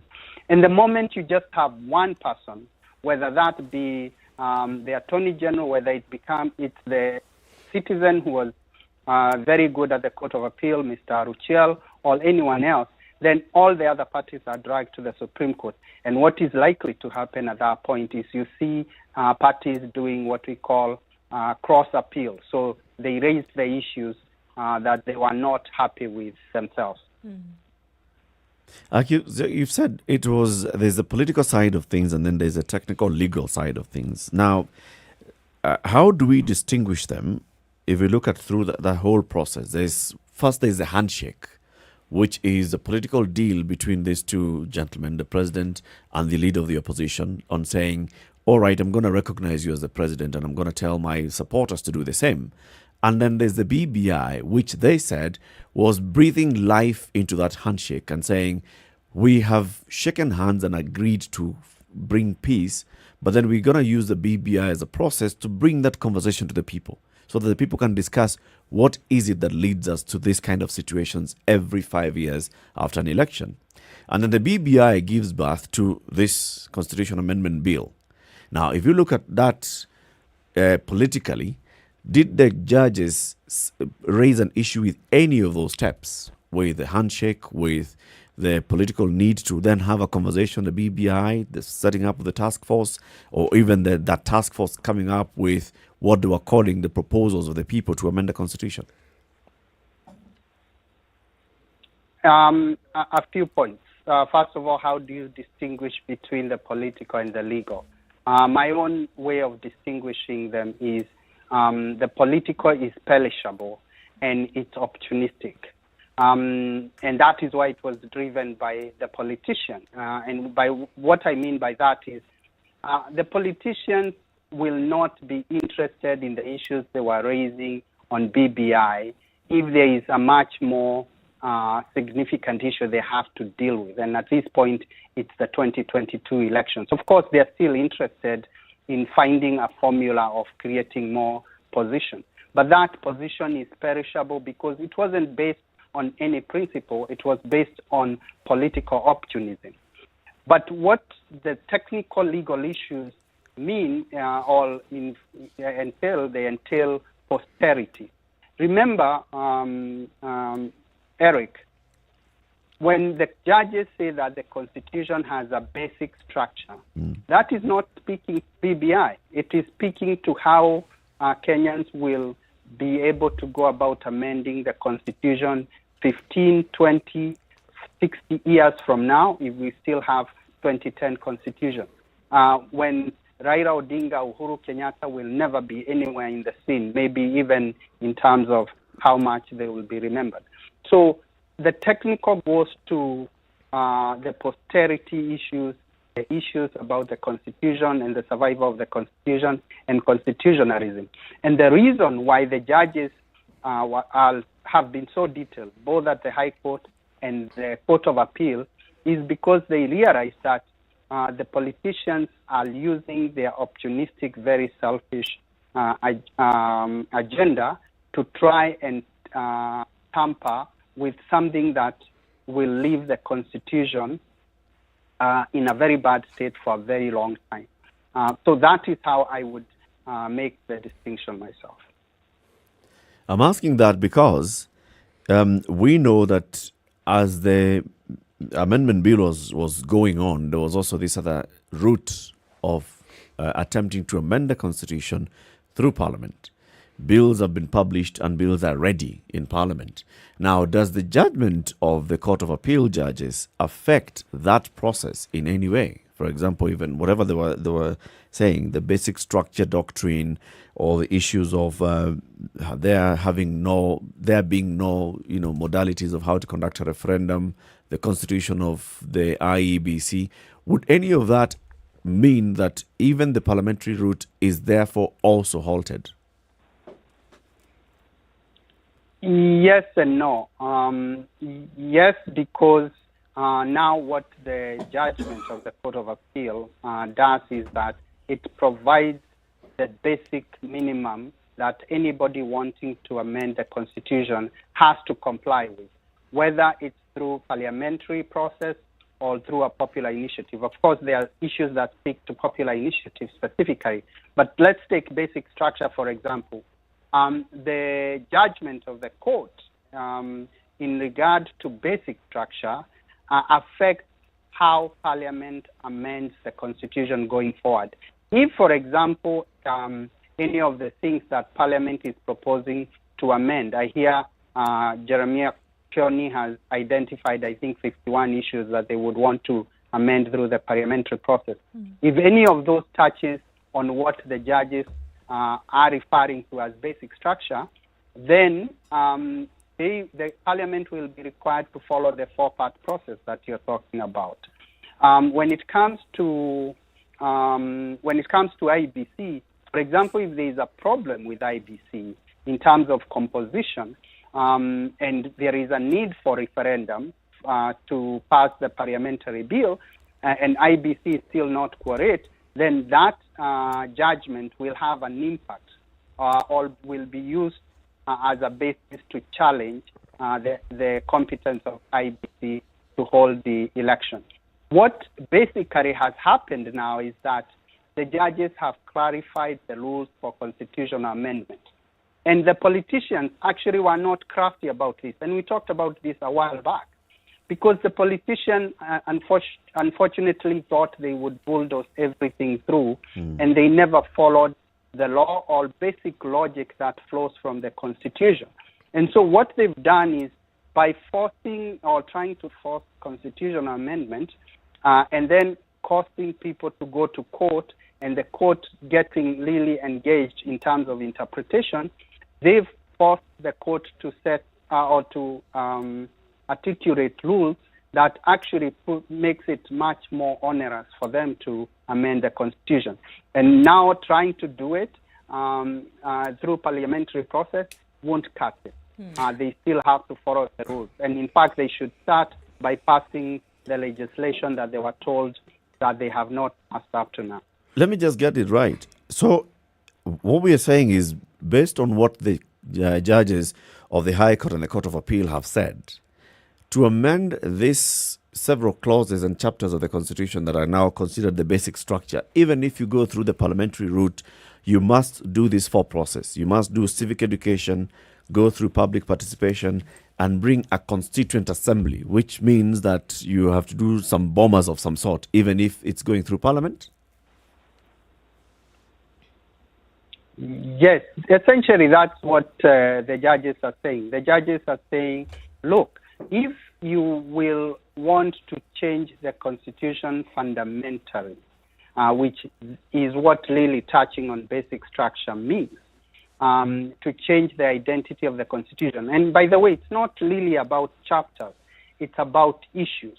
So just to give an example, you don't find any chapter in the Constitution on separation of powers. In fact, it's so interesting, you never find the word or the phrase separation of power in the Constitution other than in respect of county government. Yet it's such a sacrosanct and an ingrained principle within our Constitution. And that would form part of the basic structure. So if you have to do anything that affects separation of powers, then you're touching on basic structure. So for example, changing the Constitution so that you can reintroduce the possibility of members of parliament becoming cabinet ministers, you're already touching on the principle of separation of power, you're touching on basic structure, then you are required to follow the four-part process because now you've gone to the place where you need the four-part process. If you're making minor amendments, what judges said are corrections to enhance the Constitution, not to dismember it, then at that point, you may not need a referendum, you may not need the entirety of the four-part process.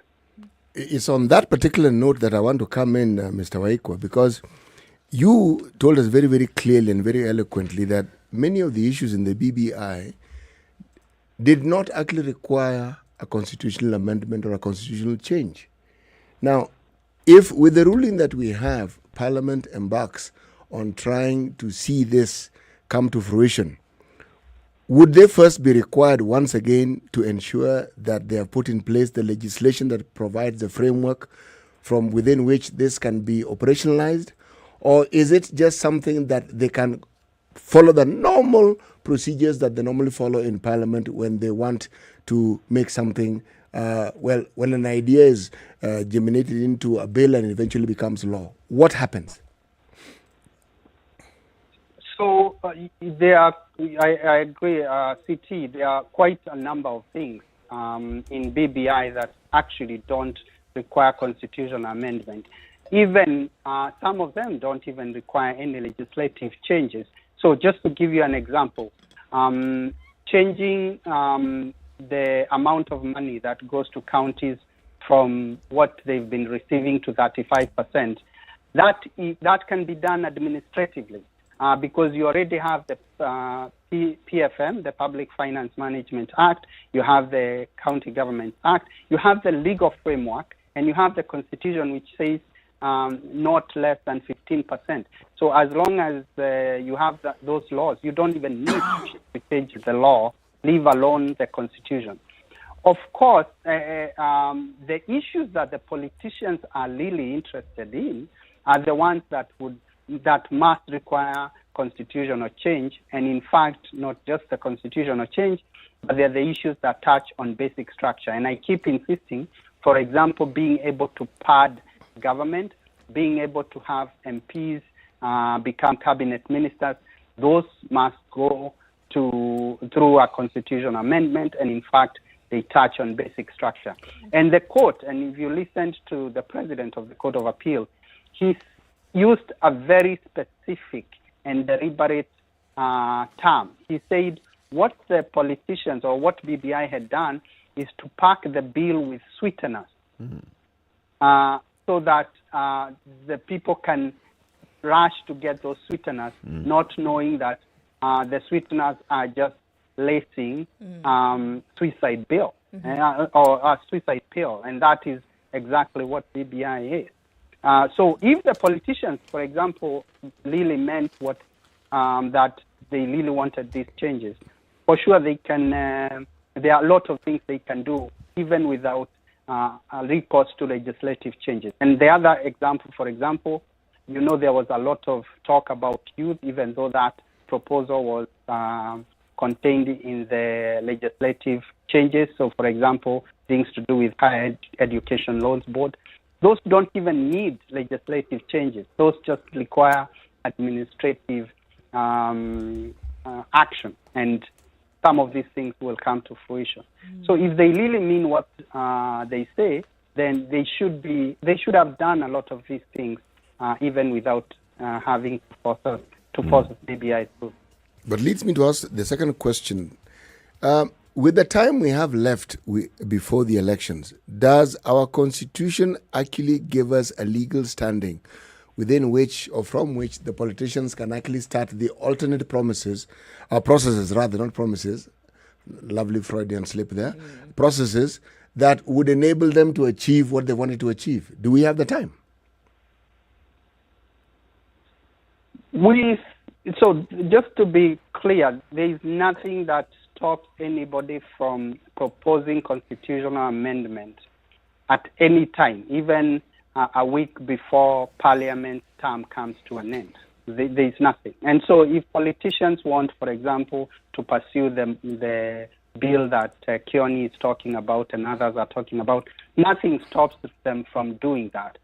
But when you come to the pragmatic of it, it becomes untenable. So, for example, once you go parliamentary route, remember there is a requirement that between the first reading and the second reading, you must let the bill sit for 90 days. That time was put there by the Constitution so that Parliament can facilitate adequate civic education and public participation. And so when you think about it, let's even assume they table this bill next week. Then you won't be touching the bill again, or Parliament won't be touching the bill again until December, maybe January next year. And then when you think about it from a very pragmatic level, how many politicians want to be running their own campaigns for the election and also running a very unpopular constitutional amendment? And especially knowing our record that nearly 70% of members of Parliament are voted out every time. So the pragmatics don't add. Okay. Let's take a break at this point, Waikwa. 27 minutes to 8 o'clock, having a conversation with constitutional lawyer Waikwa Onyoike on what the BBI judgment means, what next for the proponents of the BBI, and also for everybody who had taken this matter to court. This is Kenya's biggest conversation, the Situation Room. The numbers, just like Waikwa is saying, those matter. If you look at what you need to do and campaign for an election, it matters what action you take now. What does it matter to you? The CBA and CBA Bank is basically talking about the numbers that matter to you. What is it that you feel is important to you? Go talk to them and they look at how then they can work with you and help you to realize your dreams and your ambitions. For them, numbers are not just numbers. Numbers are about the impact that those numbers have to you. It's about the moments that matter to you. NCBA Bank, go for it. Good morning.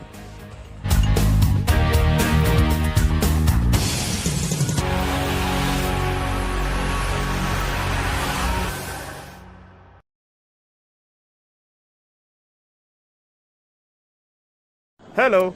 Halo, umesikia? Nimesikia nini? Hujasikia habari? Hebu acha nikuambie. Kile kimetokea. Hello? Hello? Hello? Don't wait for hearsay. Dial *550*2# to read the Nairobian e-paper from the convenience of your mobile phone for only 20 shillings from your telecom line and stay up to date. The hottest talk of town with no additional charges. Classic soul, R&B, smooth jazz, neo soul, and nostalgic ballads. Make some noise. Yeah. You're listening to Spice FM. The weather with Spice FM. Sun's out in Nairobi at 15, highs of 25 and lows of 11 today. Cloudy conditions at 15 in Nyeri, highs of 24 and lows of 10. We'll see lows of 12 in Nakuru, where it's sunny at 13 and we go to highs of 24. 24 will also be the high in Eldoret, where it's sunny at 12 and 16 degrees and sunny conditions in Kisumu, highs of 29. It's also sunny in Kakamega at 16, highs of 28 and lows of 15. We'll see highs of 28 in Mombasa. We have the sun's out as well at 23. Light rain in Malindi, however, at 24, highs of 29 and lows of 23. Mostly sunny conditions at 18 in Kampala, highs of 27. We'll see highs of 29 in a sunny Dar es Salaam as well at 22. 10 degrees and clear skies in Johannesburg, highs of 21 and lows of 10 and 24 will be the low. In a mostly clear Lagos with highs of 30 today. Clear conditions in Kinshasa at 22. That'll be for the low and going to highs of 32.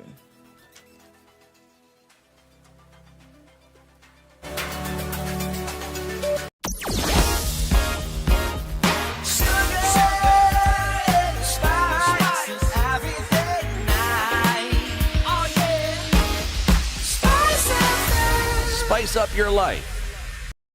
All right, we're still looking at heavy traffic. Heavy traffic along Mombasa Road this morning, and it's going to continue like that for some time. The Southern Bypass, a little bit of a crook here and there, but not too bad as you get onto Langata Road. Langata Road, however, as you then head out towards the city, slows down some at the Lusaka Road Junction as well, and going towards Aerodrome. Uhuru Highway then from the roundabout all the way through to Haile Selassie into the CBD, out towards Westlands, moving along slowly this morning. Let's look on the other side of things, going in an easterly direction and industrial area.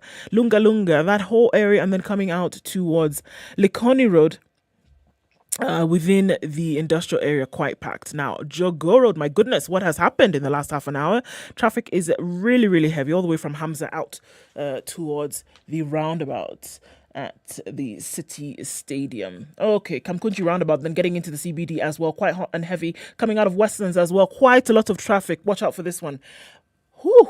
Thika Road, my goodness, what's going on this Monday morning? Everybody leaving Thika Road, coming to get into the city. Kiambu Road is an absolute mess, then combined with the Muthui Square and then out towards Pangani Underpass. It doesn't look good, guys. Watch out for this one.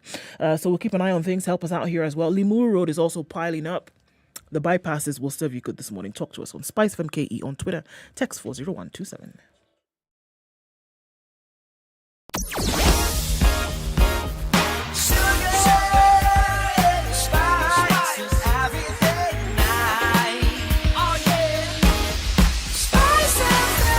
Spice up your life. Mature, intelligent talk every morning. Spice up yourself.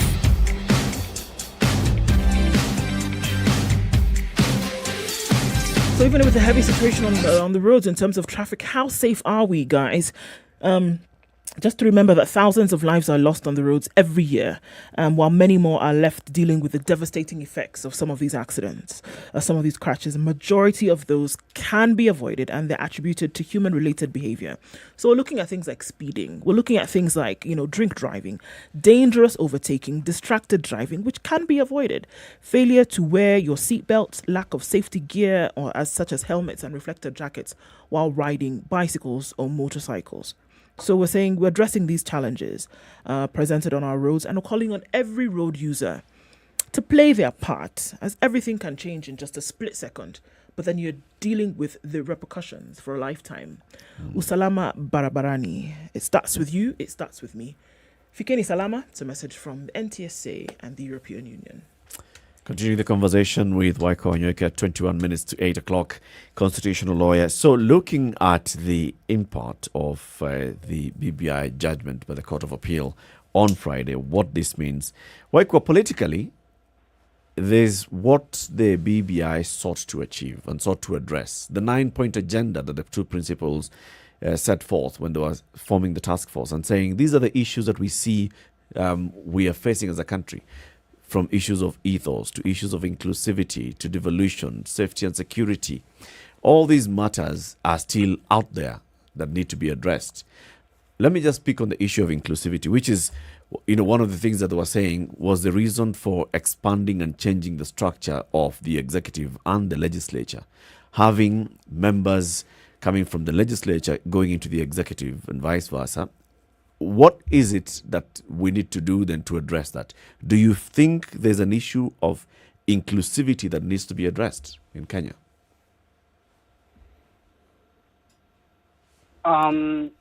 Whether there is an issue of inclusivity that needs to be addressed in Kenya, of course there is, but it's not what the politicians are telling us.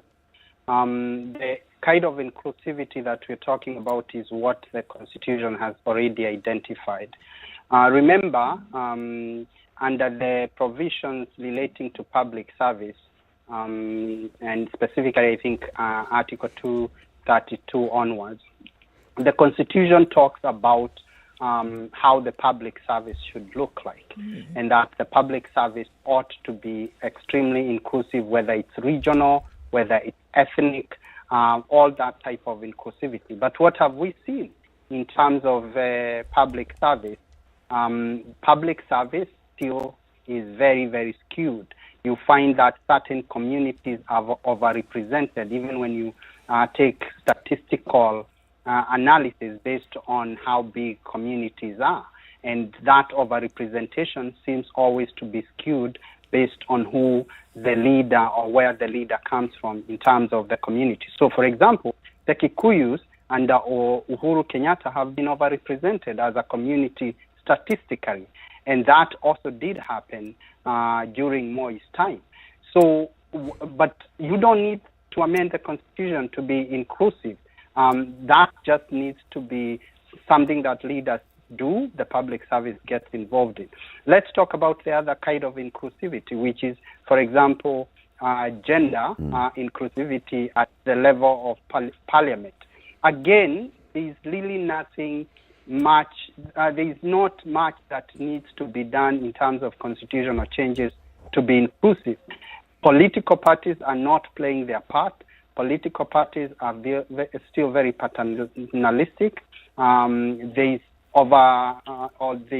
always nominate majority of men, even when the law and the Constitution actually requires otherwise. So that's not the issue. Then even when it comes to positions, for example, cabinet and such, inclusivity is not just about you being called a prime minister and getting the largest motorcade. It's about inclusivity when it comes to substantive power. And so when you have cabinet ministers who are just rubber stamps and they cannot question what the president says, or when you have parliamentarians who have become sort of like a choir for the president, then it doesn't matter how many positions you create, as long as there is that one position of president. So let's talk about substantive inclusivity, not cosmetic inclusivity. Right. And what BBI was proposing to do by adding position, that is just cosmetic and again a sweetener, as the president of the Court of Appeal calls them, so that communities think, oh, because one of our own, Mudavadi, Kalonzo, whoever, has been appointed maybe a majority leader or anything, that means anything. It doesn't. Why, for some crazy reason, all of this then became a competition between 3 or 4 individuals, like who was going to win. And so even when now we were privy to this, 12-hour reading of the judgment on Friday, there were individuals in different and groups of people in different pockets of the country, and it really became a competition between two sides, as opposed to really looking at the constitutionality and, essentially rights of Kenyans in terms of how laws would change that govern them. Now, as I look at this, I became more aware that, there was a lot that was not understood by this entire process by the majority of Kenyans who at some point would have been subject to voting on this thing. There was a lot that went under the carpet. And had it not been that it went to court in this matter, in my opinion, there would have been even much more that would have been lost for the comprehension of people. Where then does civic education, public participation play a role? Because for me, it blasts a hole wide open in terms of what ought to be done for Kenyans to really understand what guides them, the laws that guide. Because this can be usurped by, as we clearly see, by a very small group of people. And then things just go by without people really being involved in these processes. And I think that's what the court recognized, that what's happening. And in fact, one of the judges just said as much, that, and this goes back to the issue that Eric was talking about, the how many points agenda that brought about the handshake. How much of that was actually driven by what people thought was ailing the country as opposed to 2 individuals, for example. And so when you have your own conversation as politicians, and especially not just all politicians, it's actually 2 individuals. We know, for example, very senior politicians who were willing to go against the grain, but they couldn't because they feared that they are risking their political careers. So this is not even a politician's issue, it's a 2-man issue. Who decide this is what is the right thing for the country, and so they will be extremely prescriptive. But that actually goes against the values and principles of the Constitution, and especially participation, because participation actually underscores the agency of the citizen, and that the citizen actually understands what they need and what kind of good governance they want, and especially once they are provided with the information. And so, to your question about the role of civic education in some of these, that's precisely why the court is insisting. If you have to change the Constitution, and constitutional changes are enduring, you cannot just come and tell the people, we have reggae, and the reggae will continue or it won't continue, and you have to vote, and that's it. And you're not telling them what benefits they get out of that, what are the options there are, and why you have chosen one option or you're recommending one option over the other.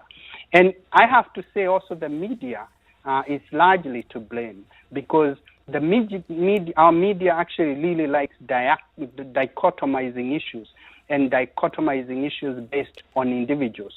So at the end of the day, you hear this was a win for Ruto, and a loss for Raila. That's not true. And it's actually quite offensive, especially to a lot of the young lawyers who have been arguing against BBI. And I know that team very, very well. I know there is no linkage. A lot of them have never even seen or met Ruto. And so for people to be saying that this is a Ruto versus Raila fight, it's not true. In fact, I don't doubt that actually Ruto would like an expanded cabinet, and he would like MPs in cabinet. And actually, Ruto would like a lot of things in the BBI bill. And if he was not feuding with Uhuru, he would be on the other side. He's not taking these positions because of principle. No, it's just political opportunism.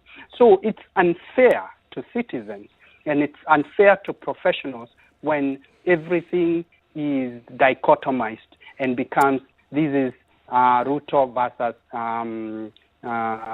Uhuru. I saw the headline in The Nation, I think it was yesterday, which seems to suggest that this was a big win for Ruto. And in fact, I also find it extremely unfair to the judges, because it seems to send the message that the judges were doing what Ruto writes. Ruto doesn't even believe in what he says himself. And this is the tragedy of our politicians. So I find that there is need for Kenyans to be informed. Government has an obligation. If you go to County Government Act, county government have obligations to conduct civic education. On a matter like this, they needed to take a lot of time to educate Kenyans. IEBC has a mandate, independent commission, and then let them know what is being proposed, what different models are available, why it's necessary, and then they can decide whether they want to support it or not. But let's not dichotomize, let's not reduce every issue and to Araira, Ruto, and now whatever Okoa is, or whatever the name is for the new outfit. As you mentioned, the IEBC Waikwa, there's a lot of chatter currently about then the role and mandate of the IEBC as currently constituted, and what this ruling essentially would mean for, saying, at any one time, in order for the IEBC to carry out its mandate, there must be at least 3 or 5 commissioners here and there. What does it then mean, as you see it plainly from this judgment, that the IEBC cannot do? And then what would it then have in terms of the recent by-elections that took place, their validity as currently constituted with this judgment? Can the IEBC carry on its duties? Or will those activities carried out by the IEBC in this period before now then be valid? Yeah, that's a really interesting question, because I think there has been confusion about what the court has said, both the High Court and the Court of Appeal, when it comes to IBC. So if you look at what was said at the High Court said that there are certain matters that IBC deals with which are policy matters, and there are certain matters that are administrative matters. Things that repeat themselves over and over again, that don't require decisions of commissioners every minute, those are administrative matters, and those are done by the Secretariat.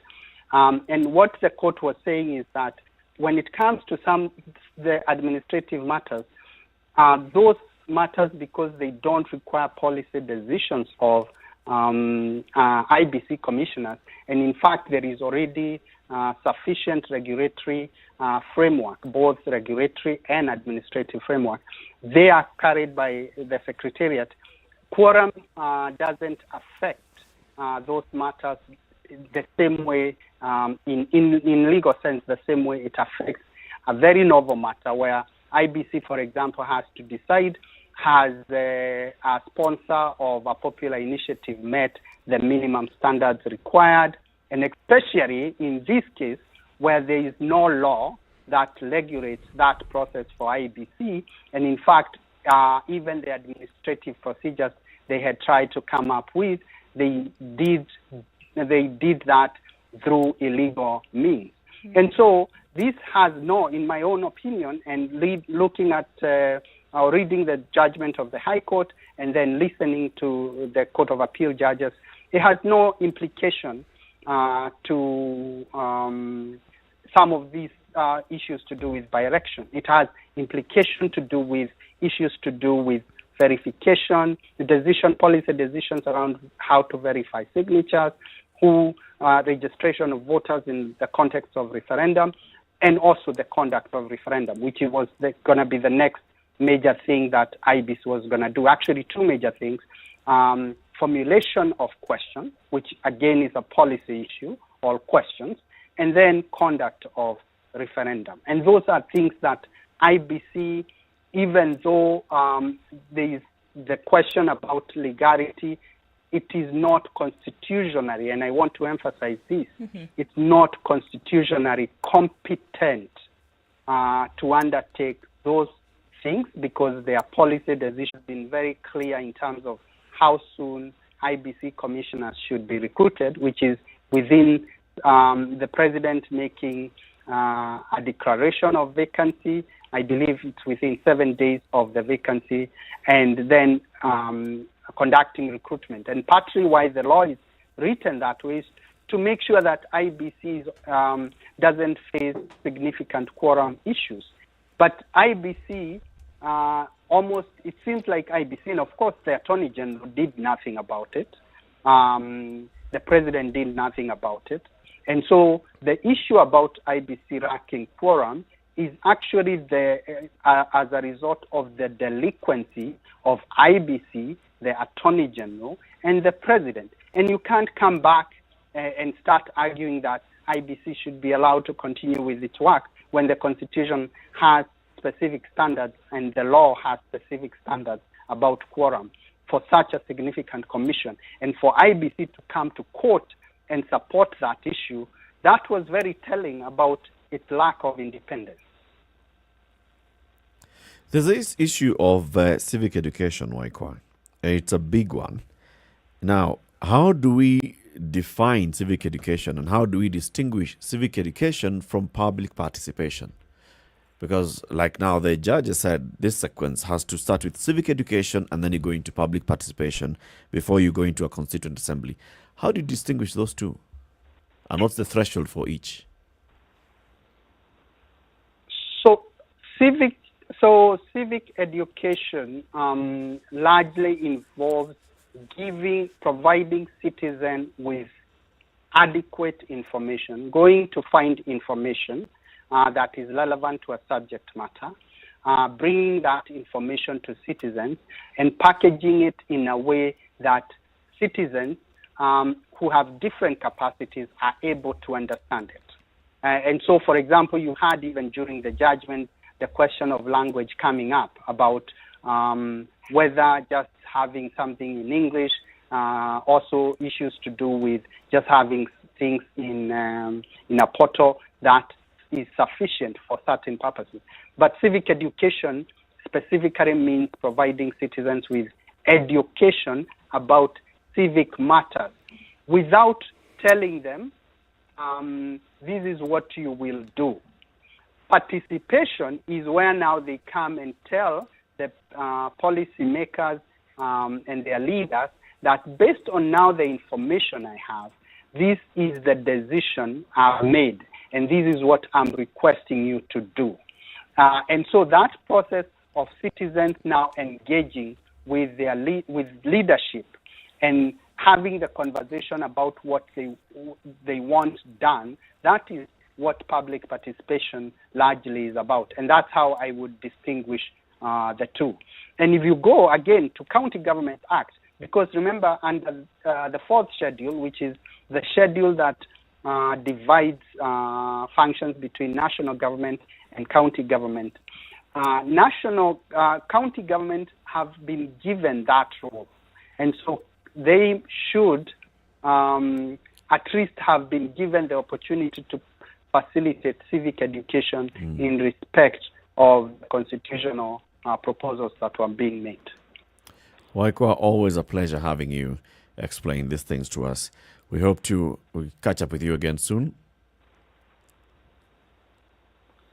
Thank you for having me again. No, thank you very much. Asante sana.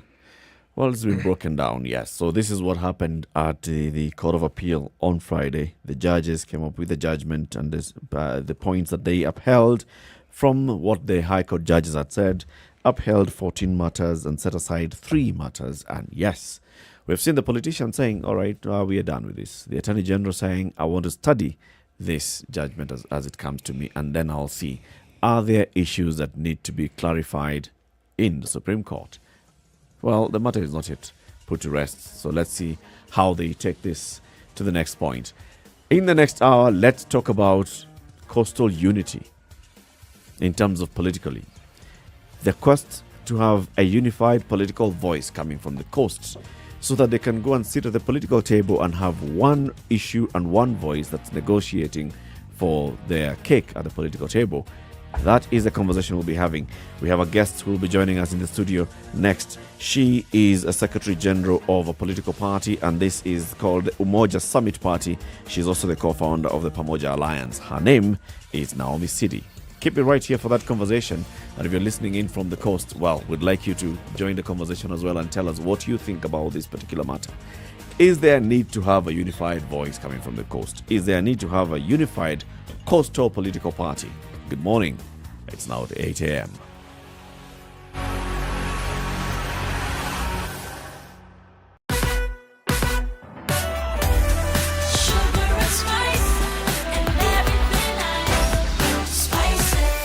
Spice up your life.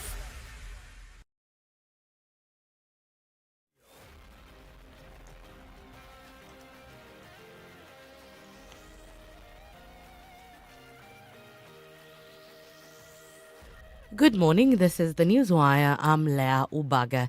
Health PS Susan Muchache says the country has so far received a donation of 3.6 million COVID-19 vaccines. Muchache says the doses have assisted in ensuring that 780,000 Kenyans are fully vaccinated, hence reducing the case fatality rate from 2.1% to 2%. She, however, says more than 4,400 deaths recorded so far are of people of the age of 50 years and above. 70% of the 4,497 deaths that have been reported so far are occurring in persons over 58 years of age, followed by those who are over 50 years old. I direct the prioritization of these categories for vaccinations with immediate effect and strongly encourage them to ensure that they are fully vaccinated at the earliest opportunity. She further states that the government still aims at vaccinating 10 million Kenyans by December and 26 million by next year. She says this will be made possible by their plan to increase vaccination posts to 3,000 facilities as well as map out areas with high population densities to prioritize vaccination. To reduce community transmission and ensure that Kenyans attain the herd immunity, which will allow us to be able to go about our normal business, we have revised our deployment plan so that we can vaccinate 10 million Kenyans by the end of this year and another 26 million Kenyans by the end of next year. Meanwhile, civil servants across the country are in panic as the 14-day window to have them take the COVID-19 jab ends today. Public Service PS Mary Kimonye says civil servants who won't have received their first job by the deadline risk losing their salaries, benefits and allowances. She adds that they could also be locked out of their offices. Head of Public Service Joseph Kinyua had on August 8th directed all public servants to get vaccinated by August 23rd or face disciplinary action. Police in Matungulu area, Machakos County, have arrested 5 people suspected of running illegal drug trafficking and manufacturing operations. Area Police Commander Monica Kimani says they've seized over 2,200 boxes of different types of illegal alcohol, which were hidden in several shops in the town. She further says the suspects will be arraigned today. The operation follows another one in Nakuru that led to the death of 10 people who drank illicit brew, seeing 8 police officers suspended as investigations continue. And finally, the IEBC has now set the stage for mass voter registration in readiness for the 2022 polls. The Commission has announced the recruitment of over 1,400 voter registration assistants, over 7,500 clerks, and 580 constituency ICT officials. That's the Newswire. I'm Leah Ubaga.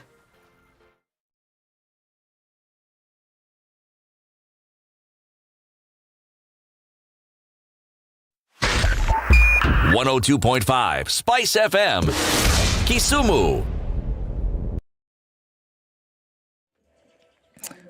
All right, so we still see some traffic on Mombasa Road this morning, actually quite some in and outbound towards the city, and also built up quite some on Langata Road. We're seeing it We're seeing it all the way from the junction at Otiende through to the roundabout at Timor. It looks like it's going to continue for some time.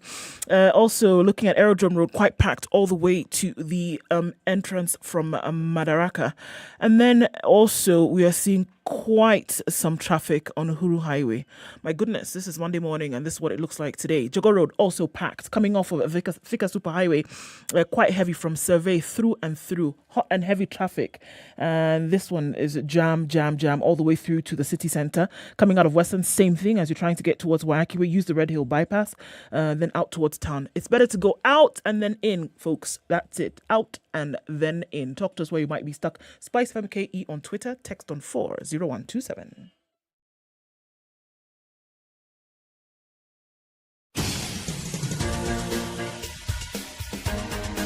This is The Situation Room, the home of hard-hitting political commentary and penetrating insights about the state of the nation. This is a talk radio experience like no other. The Situation Room, a place for hard truths, debates, and elevated conversations. The Situation Room, witty, political, engaging, deep, controversial. In the room, we have C.T. Muga, researcher, academic, seasoned political observer, a fountain of wisdom in these politically uncertain times. Ndu Oko, Nigerian by birth, Kenyan by choice, communications expert, Pan-Africanist, a truth seeker and believer in people power, and Eric Latif, agent provocateur, the man in the chair, seasoned journalist, news hound, a man who believes in punching up, not down. This is The Situation Room, the only way to start your day. It is coming up to 6 minutes after 8. A very good morning to you wherever you're tuned in. Thank you very much for tuning into The Situation Room on SpiceFM or live streaming the show on SpiceFM KE, YouTube, Facebook, Twitter, Instagram, our website www.spicefm.co.ke, or those who are joining us on KTN Home this morning for the next 1 hour. Let's begin the hour with the day's proverb with C.T. Muga. When the roots of a majestic tree begins to decay, it spreads death to the branches. When the roots of a majestic tree begins to decay, it, being the tree, spreads death to the branches. Mm-hmm. It's a Kenyan proverb. Mm-hmm. I've told you many times before, Kenyans are the boss. See how long that proverb is. When the roots branches. My friend, you think this one is long? Hey. There was an Ethiopian proverb that I read here that had something like 5 sentences in it. When the hunter, God knows, wakes up in the morning and sees a tree, then a bird flies by. I mean, I'm making this up as I go along. I'm simply saying some of those things along. It's a whole story. Then at the end they tell you, figure it out. Figure it out. Can't even remember where you started. So you wonder, was it the bird? Was it about the tree? Was it the about morning? Was it the hunter? Then you're told, choose. Interpret. Yeah, interpret. Pick a subject. Let's have a conversation about coastal unity, all right? We've had this conversation here before. So we've seen members of the county executives on the coast talking about this, political leaders at the coast talking about this. We've seen also grassroots mobilizers talking about this. Is there a need to have one unified voice coming out of the coast to go where? There are those that say go to the national level so we can negotiate one voice. And we've had several perspectives on this. Let's introduce another perspective today and bring in the Secretary General of Umoja Summit Party, who is also the co-founder of the Pamoja Alliance, Naomi Sidi. She joins us in the studio. Good morning. Morning. Thank you. Thanks for having me. It's good to have you. Welcome to the Situation Room and the hot seat. Hot seat? Yes. Okay. It's breakfast. Waiting. We don't serve it cold. It's important that it comes in warmed up nicely. So we're going to have a conversation about this. When you call this Umoja Summit Party, we're talking about unity and unifying. I can already start seeing the thinking behind this particular political party. Is it on unifying and solidifying the voice of the coast and this being the main political party of the area? Yes, but not only a political party of the coast. Mm-hmm. political parties these days must be national. And when you form a political party, you are not talking about one area, you're talking about the whole country. You are thinking about forming government. Otherwise, you don't form a political party to be in the opposition. Mm-hmm. You have a political party to form government and to be able to rule the whole country. So, yes, the cost because we are rooted there, but the whole country, basically. Okay. Yeah. Yeah, you can spread the whole country. You know, coast is not just Kwale, Kilifi, Tana River, Lamu. And Taita Taveta and Lamu. Even here, when you just go past Emali, already umeingia pwani. Yes. Lugha pale imeanza kubadilika pale. Ukifika Kiboko, Kibwezi pale, ukienda Makendo, tunazungumza Kiswahili cha coast. Cool, eh? Pale Kiswahili kinabadilika. Hata asubuhi tukuli mandazi. Nakula mahamri na mbaazi. Seta wanzo na Kikamba, but tunazeta mbaazi. So the whole it spreads wider than what you consider the coastal strip. So the conversation about the coastal unified voice, yes, has been there. It has gained momentum in the last couple of months. Why is it so? Because it is the only entry to national politics. It's coming out very clear that politics of these days is regional. You can see every region wanajipanga. Coast should not be any different. Hata sisi pia tunajipanga. And you cannot jipanga if you're not speaking with one voice. You cannot jipanga if you don't have that unity. And unity should be across the board, from the wananchi to the governors to everybody else that is called Mpwani. Charles Muga included, by the way. He's you didn't know that. He's Mpwani, this one. Yeah. So are we talking? I mean, if we look at the conversation around the inclusion of the coastal area, it has come on two fronts. One is that in order for development to take place in the coast, as people have previously complained that they've not been included when it comes to development for things like education and health, etc., let's form these parties so that our conversation is brought to the national level. There's also the other side politically saying, you know what, we haven't had strong national inclusion in politics. And so it is necessary for us to come together and have ourselves included so that both of these areas can be taken care of. Yes. Is that still at play now? Yes. And we probably don't know this, but Pwani is the most marginalized region in this country. From independence time. We have been marginalized in all areas, Charles, as you know. Take, for instance, the question of the land reforms, for instance. You will never see anywhere in the country where somebody will come with a title deed and remove me from my property. That is not only historical injustice, that's even current injustice, because it's happening every day. Just last week, a place called Nyeri, about 2,000 coast people were just told to leave because the place belonged to somebody. You don't find that anywhere else in this country. You don't find it anywhere, even though there is land reform around the country and land injustices in the country. But the coast must be just about the worst place hit. So we're saying that these were 2,000 people who refer to this particular place they were living as their ancestral home. Yes. And yet somebody has a title deed to their ancestral home. Yes. And that somebody is not them. No. And it's not only Nyeri, it is Lamukani. Nyeri is in Kilifi County, but Lamukani is in Mombasa County in the Bamburi area. And basically everywhere. And we're not talking about people being taken out of their ancestral homes. We're talking about people who have actually bought and built, and still somebody shows up from some place and says, this is my place. And that's one of just about the marginalization or historical injustices that we're talking about. Talk about education. Until very recently, did we even have, even now, do we compare with anywhere else in the country? And the examination that is given by the country is the same one. We have no classrooms. Teacher-student ratio is 0. You find a teacher teaching 200 in a class, 200 students in a class. You find we have no desks, we have no class, until recently. Devolution helped because, of course, now it's trickling down. But we deserve more, we demand more. It is something that we have spoken to the powers that be for a very long time.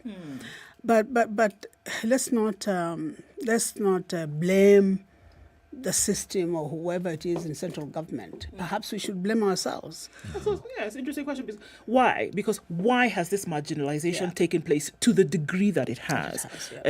Because I don't think that there was a bell that was rung and then rung at the apex of the country, and then somebody said, everybody come forward and take your piece of power. Then some would ask, then why did leadership from the coast then not rise up at that time? Why do you think it didn't happen? That when people were clamoring for this said power to the central part of the country, or the central power essentially, why do you think that we didn't see a rising up from the coast? Why did that not happen? Lack of leadership. We have been very unfortunate at the coast that something called guided democracy perhaps, or even which is an electoral process also, by the way, as bad as it might sound, even rigging of leaders into positions, that's also an electoral process, because you are going to say, if I could rig, why didn't you rig? But we end up with leadership that we did not vote for. And therefore you can't approach these people to tell them do this and that and the other. It's only now it is improving, perhaps because of devolution, but it has been like that ever since independence. The coast has never really gotten leader. Apart from Karisa Maitha, perhaps, and maybe Ronald Ngala that we ask all the time, we mention all the time. Who else is Would there? Sheriff Nasir feature in this? Or? To some extent, yes. To some extent. But we're talking about who are the indigenous at the coast. And the moment you talk indigenous at the coast, you're being called a tribalist. You know, this country is not tribal until you get to the coast, because every region has its people, right? Who are the people at the coast? Those that Who were are there the indigenous? millennia ago, and those that also have lived there for the last 1,000 years. Who are those? All those who are in the coast now. Okay. Let me ask you, of the leaders, why did you pick Karisa Maitha at the top of your head? I mean, why did he come to mind? He didn't come to mind. He's been there. I mean, every person who is Mpwani, and I'm not talking about only the Mijikenda. I'm talking about all the people born and bred there, or who are doing business there, the Kambas, the Kikuyus, the Luos, who are called Wapwani, know that Karisa Maitha is one leader that basically just volunteered to be to drive the coast agenda. Because at the end of the day, you cannot do anything in a region if you don't have a kingpin, so to speak. I don't like to use the word kingpin because it sounds very, very colonial. But let's talk about a leader that is going to lead the region to someone. Look at all the regions. If I mention a region, you'll mention somebody. Right now, as we speak, if I mention the coast, who do you see, Charles? As the kingpin? Yeah. No, Miss Udi. Well done. Touche, yeah. See, this conversation, Naomi, about inclusivity is a conversation that's taken place, since before independence, into independence. It's the reason why, for example, Ronald Ngala, Moi, and others formed KADU to say, this is the voice of the minority, and the minority also want to have a seat at the table. And they got their seat at the table after negotiations with KANU. Now, since then to date, we still talk about marginalization and inequality and lack of inclusivity. And I like what you're saying, that there's also looking inwards and wondering what kind of leaders then you've heard as regions, not just as a coast, but as a country, what kind of leaders we've been getting who are championing the cause, not of them as individuals, but of the communities that they represent. Now, if you look back at the coast, and you're saying the issue of, leadership has been a thorn in the flesh, has there been an attempt at bringing the people of the coast together again and saying, look, we need to bring all these issues. They may not be homogeneous, but there are some issues that are cutting across the entire coast region that need to be taken to the table. Because we've had, like City is saying, we've had serious leaders coming out of the coast over time. Ronald Ngala, to the Kazungu Matanos, to the Hurricane Karisa, to others from the region who have been prominent. But what is it that they achieved? Well, they did achieve something at the time. Right now, the coast feels disrespected. It feels excluded from the pan of things. And we are thinking it is because we haven't had aggressive leadership. Karisa Matha was called Hurricane, not for just that, but because there must be something that he was doing right. Take, for instance, this last month, for instance. Let's look at who has been at the coast. Basically, every national leader has been there, including the president of this country. He was at the coast.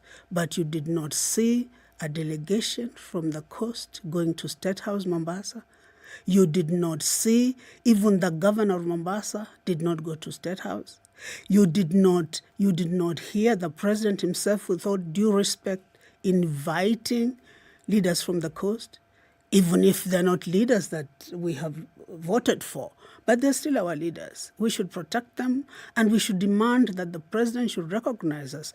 We're feeling as if we're being taken for granted.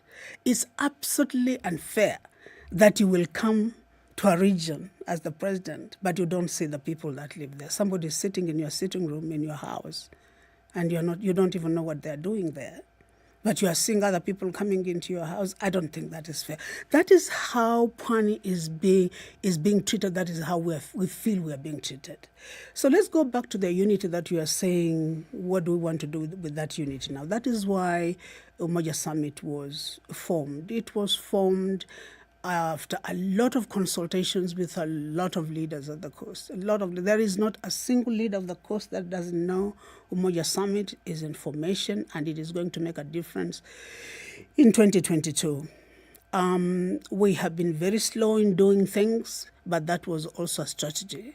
We think that this is our time. This is our time that now the coast can start finding out what has been the problem in the past with taking the coast agenda to the national level, where we can address our infrastructure development, we can address our failed industries.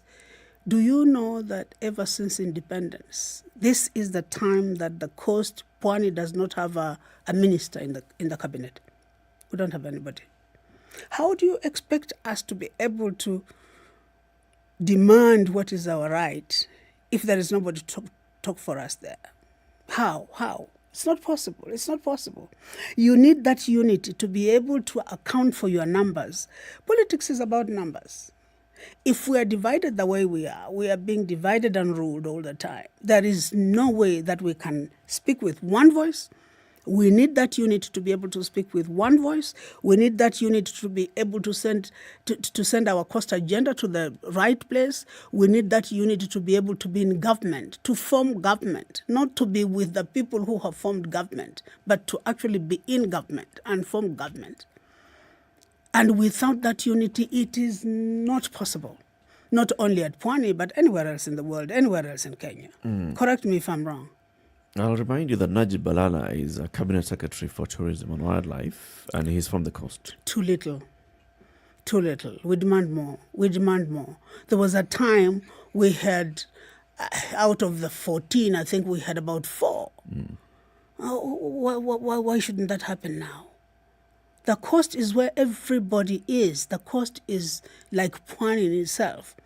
You know, when there was this thing about Pwani si Kenya, people thought it was an insightful word, but the people who started talking about Pwani si Kenya it was a question. It was not a statement. It was Pwani si Kenya. You understand? Because things were beginning not to be the way they were from the beginning. It began with the question, Kwani Sisi? Yes. Siwa Kenya? Yes. Are we not like other Kenyans? Yes. I'm looking at the selection that you speak of, and even when we're looking at these appointments, which are obviously made by the president, is he looking or have selections been looked at in terms of what an individual is able to deliver, or representation from different parts of the country? In your opinion, which should it be? It should be what you can do professionally. It depends. Well, if you are going to be the MD of KPA, for instance, you should be able to have your qualifications right and everything else. But we are not short of that at the coast. Why do we have to have the managing director of KPA from up country? Why do we have to have all the parastatals at the coast headed by people from up country? Why is it that we don't stick to the 60-40 rule, that 60% of our people should be in these positions before we bring anybody else from? This is why I brought the word we are being taken for granted. We are saying these things. And this is why we're looking for that unit to be able to stand up and say, this is not right. This is where we should be, not here. Among the areas in the coast, to even begin with this now, does that unity exist? To say that amongst the leadership that exists currently, is there that cohesion to say now, banded together as one group, let's take this thing forward? Because if you ask me, if that doesn't exist amongst coastal leaders, amongst communities, it will be very difficult to then present it as a national agenda or as a national position. This is what Umoja Summit is trying to do, endeavoring to do, to a point where, therefore, we came up with this Pamoja Alliance. It is a name that we intend to lodge at the Office of the Register of Political Parties, so that we can bring all the political parties that are rooted at the coast together in one place, form an alliance of sorts, because we realized that everything else that we were doing to bring our people together was not working. The only thing that unites the indigenous coast is poverty, nothing else. Poverty and marginalization. So we are saying as Umoja Summit, let's bring the political parties together first of all. And then after that, form an alliance of sorts. All alliances that have been registered have become a cropper. If you look at NASA, you saw what happened. Jubilee, you saw what happens. It's a very delicate process that must be taken very seriously and we have time, with a lot of inclusion of everybody else at the coast, from the grassroots to the leadership, the governors, and everybody else. And we will start from voter registration. Voter registration is supposed to be a continuous process in this country. It's not happening at the coast. Voter apathy, we don't vote at the coast. Has anybody addressed why we don't vote? We don't vote because we vote the people and we see a different lot of people in those positions. We must go back and tell our people things must now change, and change must it be now. Because you will not get any sort of development or economic empowerment if you don't come together and speak with one voice. Because they will use the same people that we didn't vote in, the leadership, to calm down there and marginalize us. When we talk about our land being taken away and we are calling ourselves squatters, who brings these up-country people to the coast? It's our leadership, isn't it? It's us ourselves. We must now go and say, we've got to change how we do things at the coast here before we start blaming everybody else. That's why now we're trying to bring everybody together. We're trying to bring all the coast political parties together. We're trying to speak with one voice. As you know, that is the slogan of our political party, speaking with one voice, because we know that it is the only way. Unity is the only answer. There is nothing else. You have to speak with one voice as a region. If anything has to change. If anything has to change. Let's take a break at 28 minutes after 8, having a conversation with Naomi Sidi, co-founder of the Pamoja Alliance and Secretary General of the Umoja Summit Party. A quest for a unified coastal party or coastal voice. This is what we are discussing this morning. Is it something that can be achieved in this generation? or is it not?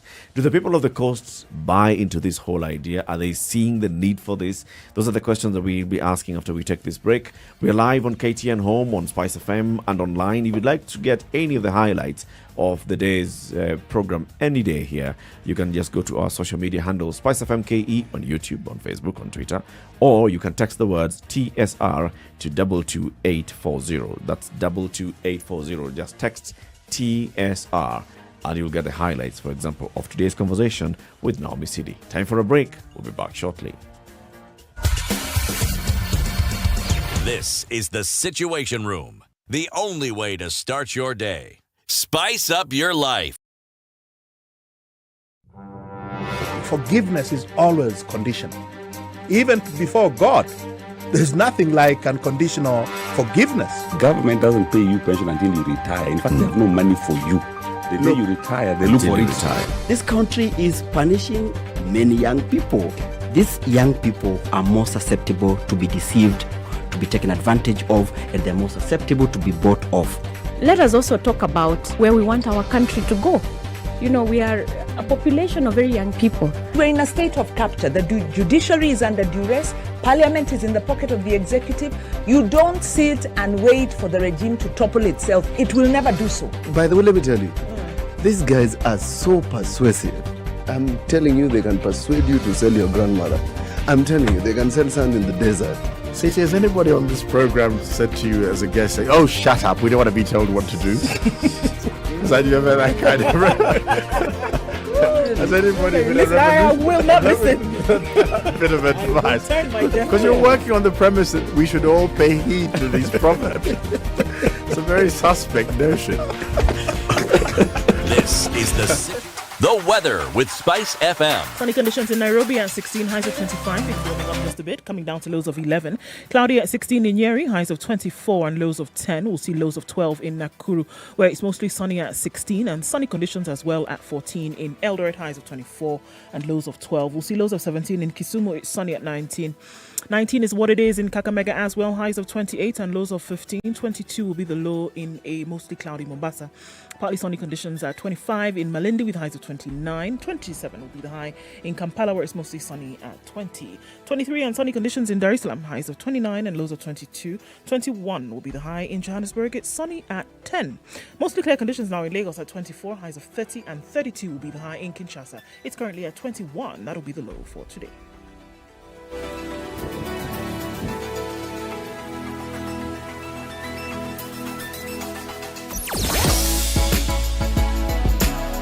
Spice and everything nice. Spice FM. Spice up your life. Not looking too bad on Airport North Road today. Mombasa Road, however, that's a totally different story. That continues for some time.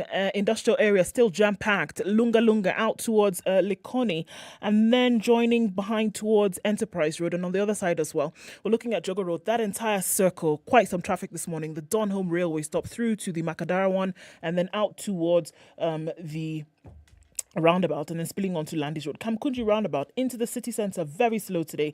And we're looking then at Langata Road coming off towards Timor. Bagadi Way, not too bad. On the other side, Aerodrome, then leading towards Bunyala Road roundabout. That is jam-packed this morning. Langata Road also hot and heavy. Coming out of Thika Road, my goodness, that traffic from Zave has not yet let up. We're still looking at a lot of it then, joining with Muthaiga Square from Kiambu Road into the city. Moranga Road also quite tight. Limuru Road also coming into the city. Heavy traffic. It's Monday morning to be expected at this time. Let's keep an eye on things and see what it looks like. We'll be out of traffic hour in about an hour or so. But for now, let's contend with it. SpiceFMKE on Twitter. Text there. Text on 40127.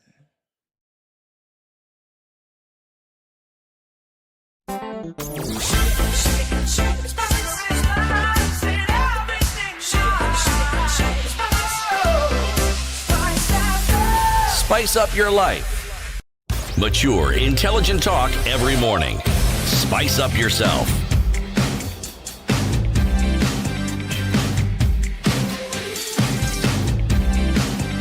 Mornings done right.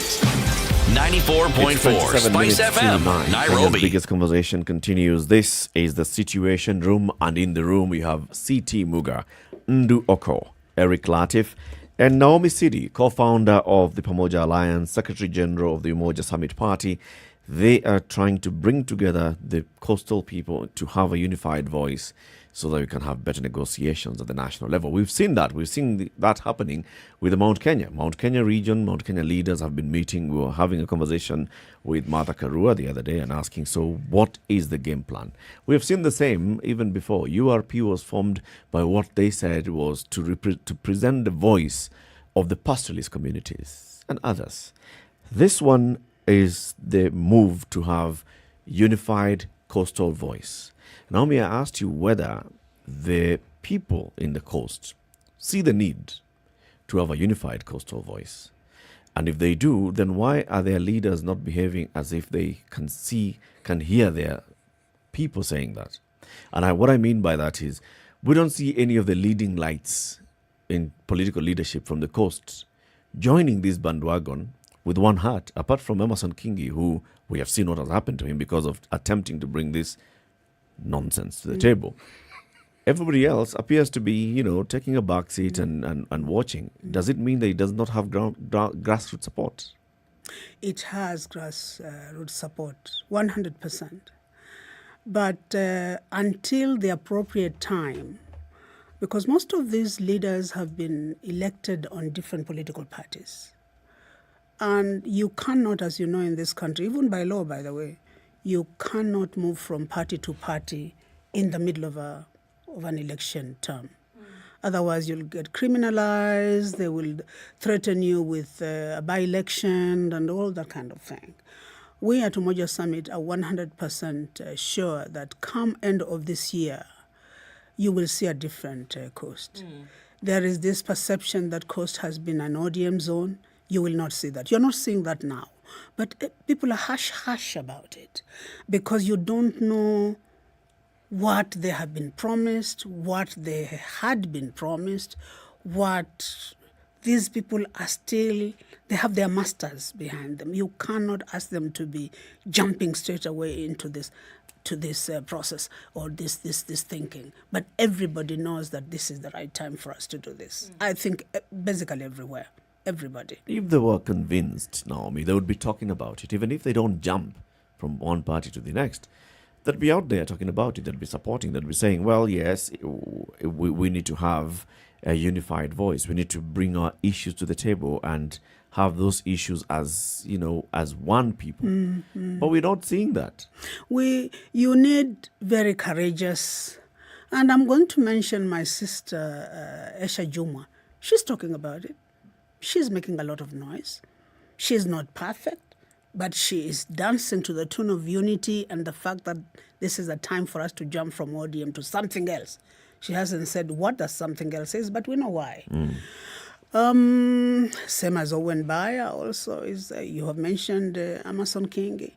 But the lower card, the members of parliament down, you must understand that they cannot right now start jumping up and down and saying we need, coast unity, and that why don't we have this at the coast? Why is our infrastructure not being improved? Why don't we have this and this and this and this? They cannot say that because perhaps it is not the policy of the party that took them to those positions. We were told once by Honorable Owen Baya, and it is no secret, and he said it in Parliament. Actually, or did he say it in one meeting at the coast? He said that if the party position is this, and you say something different, you will actually be called by the leadership of that party, and they'll tell you, hey, this is our party position. Talking about unit of the coast, why? And without having to mention too many names, you know that when we started this process of unity and starting Umoja Summit, a very senior government official came to the coast and said, we shouldn't do it. We shouldn't do it. To a point where he said it is going to be a security risk. Everywhere else in the country can do what we're doing, but when it comes to the coast, it becomes a security risk. Why do you think that is? I mean, from your own speculation, from your own understanding, why do you think that? That is the disrespect that you can see from all these leaders from upcountry. That is the taking us for granted that I'm talking about. That is that they're not listening to us. That is. Let me give you an example. Last elections, normally in a county, there are some nomination slots that are given to a county assembly. And in Kilifi, I'll give you an example. In Kilifi, there were 3 nomination slots that we were brought, 3 ladies from a place which does not even vote in Kilifi County. I wish I could mention names, but I'm a politician and I know what that can happen, what that can do. And we complained, but that was the party position, that these 3 ladies from wherever region it is will go to the County Assembly of Kilifi, as if we don't have people who have been in the process and in that party that can be nominated into that county assembly. People who don't vote there, people who don't even know what the coast agenda is or what the Kilifi people want, people who actually don't even come to the assembly to discuss the issues of Kilifi, people who don't even know what a budget line is, people who don't even know how much money is coming and what should we do with that money. But that is the party position. That's why you find these things are happening to us. We still don't have that voice that can be respected enough because we are being divided and ruled. If we were all together speaking the same voice, that action of taking those 3 nominated slots, that would not have happened. But maybe it's our own people who said it's okay, because you want to please somebody.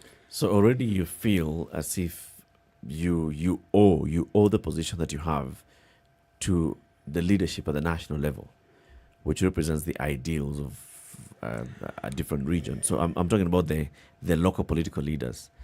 They don't feel empowered enough to speak up. Maybe they don't feel empowered enough, but maybe if they started listening to the grassroots instead of listening to Nairobi, things would be different. You cannot be talking about serving me if you are going only to tell me what you have been told to do for me. Let me ask you this question, Naomi. A lot of the conversation we're having and the examples you've given are in Kilifi County. And yet we talk of the coast. Yes. Let's start with Lamu, Tana River, then we come to Kilifi. Then we come to Mombasa, then Kwale, then Taita Taveta. How? And Lower Makueni. Okay, go on. Where you come from? Actually, this man is going to include Loy Tok Tok in the process. Yes, you just listen to him. Just give him time. Yes.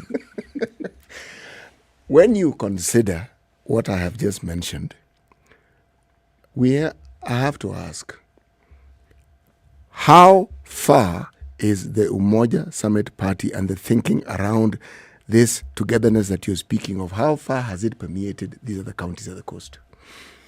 It is everywhere by law, by the way. You cannot have a political party these days that is not in at least 24 counties, including a head office. The head office of Umoja Summit is by necessity is in Nairobi, is in Karen. You are not going to say you're going to form government if you're going to have your head office somewhere in Kakoneni, where I come from. It is everywhere. The best office that was inspected by the Office of the Registrar of Political Parties for Umoja Summit is in Kwale. It's right there next to the Huduma Center. You can see it from miles away. It is well run. They have everything put together. We have gone to a point where, leave alone the other offices that we have officers, county officers in 30 counties in this country right now as we speak. But let's talk to the coast because we are talking about the coast right now. Yes. All the 6 counties have an Umoja account office, yes, with a chair, with a secretary, and with a treasurer. and observing the gender rule as well. Where there are 3 people, if 2 are ladies, 1 must be a man. Where there are 3 people and there are 2 men, 1 must be a woman. We've been very, very careful doing that. We have included the gender balancing and including people with disabilities. We've been very careful. We want Umoja Summit to come and change the way political parties are run. We want there to be the real democracy that what democracy means. Right now, you will all agree with me that it's guided democracy, it's do this and do that, and can we change that as Umoja Summit? Because we can. And is it leader-driven? And Yes. I space is specifically, is it leader-driven or is it people community-driven? So are we looking at these cries coming from people who say, yes, truly, we as the people of this area have been marginalized, and so we need one unified voice to take our issues forward? Or is it leaders who, like we've seen historically around the country, who are looking for their own political expedience? Or are we saying it's actually the people who are saying, no, it's about time we went forward? We've been very careful with that also. Take, for example, myself. I'm not contesting for any position in 2022. We have also tried to get the chairman, the treasurer, and all the branch officials not to contest. We are telling them, guide the party to go to the grassroots. Let this move for unity, let this move for change come from the people completely in the grassroots. Identify candidates. Right now we're identifying candidates, but we are telling people if you're a contestant, you will not be a branch official. So that it doesn't look as if the people who form the party and are guiding the party and leadership of the party are the ones that want to be in those positions so that they can be the members of parliament, the senators, the women reps. No. So it's basically we are trying our best, not easy, as you know, our people in this country, because our minds have been positioned or cultured into a way that you listen to Nairobi all the time. Take the coast, for instance. For a very long time, we have just listened to political parties from upcountry. We have not had a very strong political party or an alliance of political parties that has actually said, this is the way we are going. We haven't. Essentially, what I hear you saying is that you do not have a problem working with other parties, but it has to be your own parties working with other parties, not other parties telling you what to do. Yes. We want to be our own people because we know what we want. We know the coast agenda, we know the Kenya agenda. We have looked at Kenya for these last 60 years and we're seeing that things are not happening correctly. When we talk of the coast right now, we know what has happened. You were going to ask me, Charles, what do we think we did wrong at the coast to be where we are today? Yes. And it's just leadership that we did not vote in for, perhaps. Or perhaps we voted in the leadership we wanted, but was not strong enough to be able to stand for the coast agenda. So therefore, you find that the leadership you have is letting you down. You don't know how to correct it. I'll give you an example of most of our leaders. The moment they have gone into that position, whether it is by our vote or by some other force from somewhere else, called wind assisted. it is still, yes. And when they get there, after 1 month, you try and call them, the same person who was in your house every day, because they know you are influential and you will give them votes. Call them after 1 month and see if they'll pick up their phone. They have actually disconnected that phone. They have taken another line. Try and send them a message. Or they will even block if they think they probably promised you something. Now they don't want to give it to you. So they would rather not talk to you. How are you therefore going to engage us in telling you we put you there because we want you to be accountable for this and this and this? How are we going to do that if we cannot talk to you? Normally, there's a problem we've seen, and we've discussed it in this studio many times, with regards to how do you hold leaders accountable? Now, as a Umoja Summit party, how do you plan to hold? They'll be elected. They'll behave in the manner you've described. How do you ensure that the very things that were agreed upon when they were being elected are upheld? And this is where we now come to speaking with one voice. We want to get into a position where the region will be speaking with one voice. So that if Charles is going to be the governor of Kwale... Again, where are you exactly? You've been allocated Kwale. Clearly. This is Umoja Summit Party. Okay.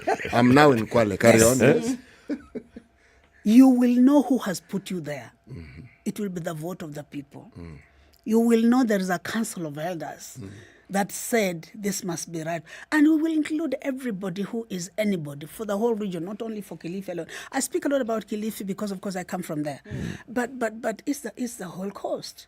We would like you to know I am here because I have been put here by the people, speaking with one voice. So if they say jump, I don't have to say how high because I want to be an independent thinker, but I would like to listen to them. And when they call me, I go. When they call, I take the calls. Even if it is not, if you are busy, write down the people that are calling you. You have a PA, you have ministers, you have all those kind of people that we hope we shall also have a say to put in there. It will be a vetting exercise that has not been done ever before at the coast. This is what we intend to do. How we are do going you to do vet that? you in there. How do you do that? How do you do that vetting? I heard you mention there'll be elders that you... So how do you bring in the party and the community structures together?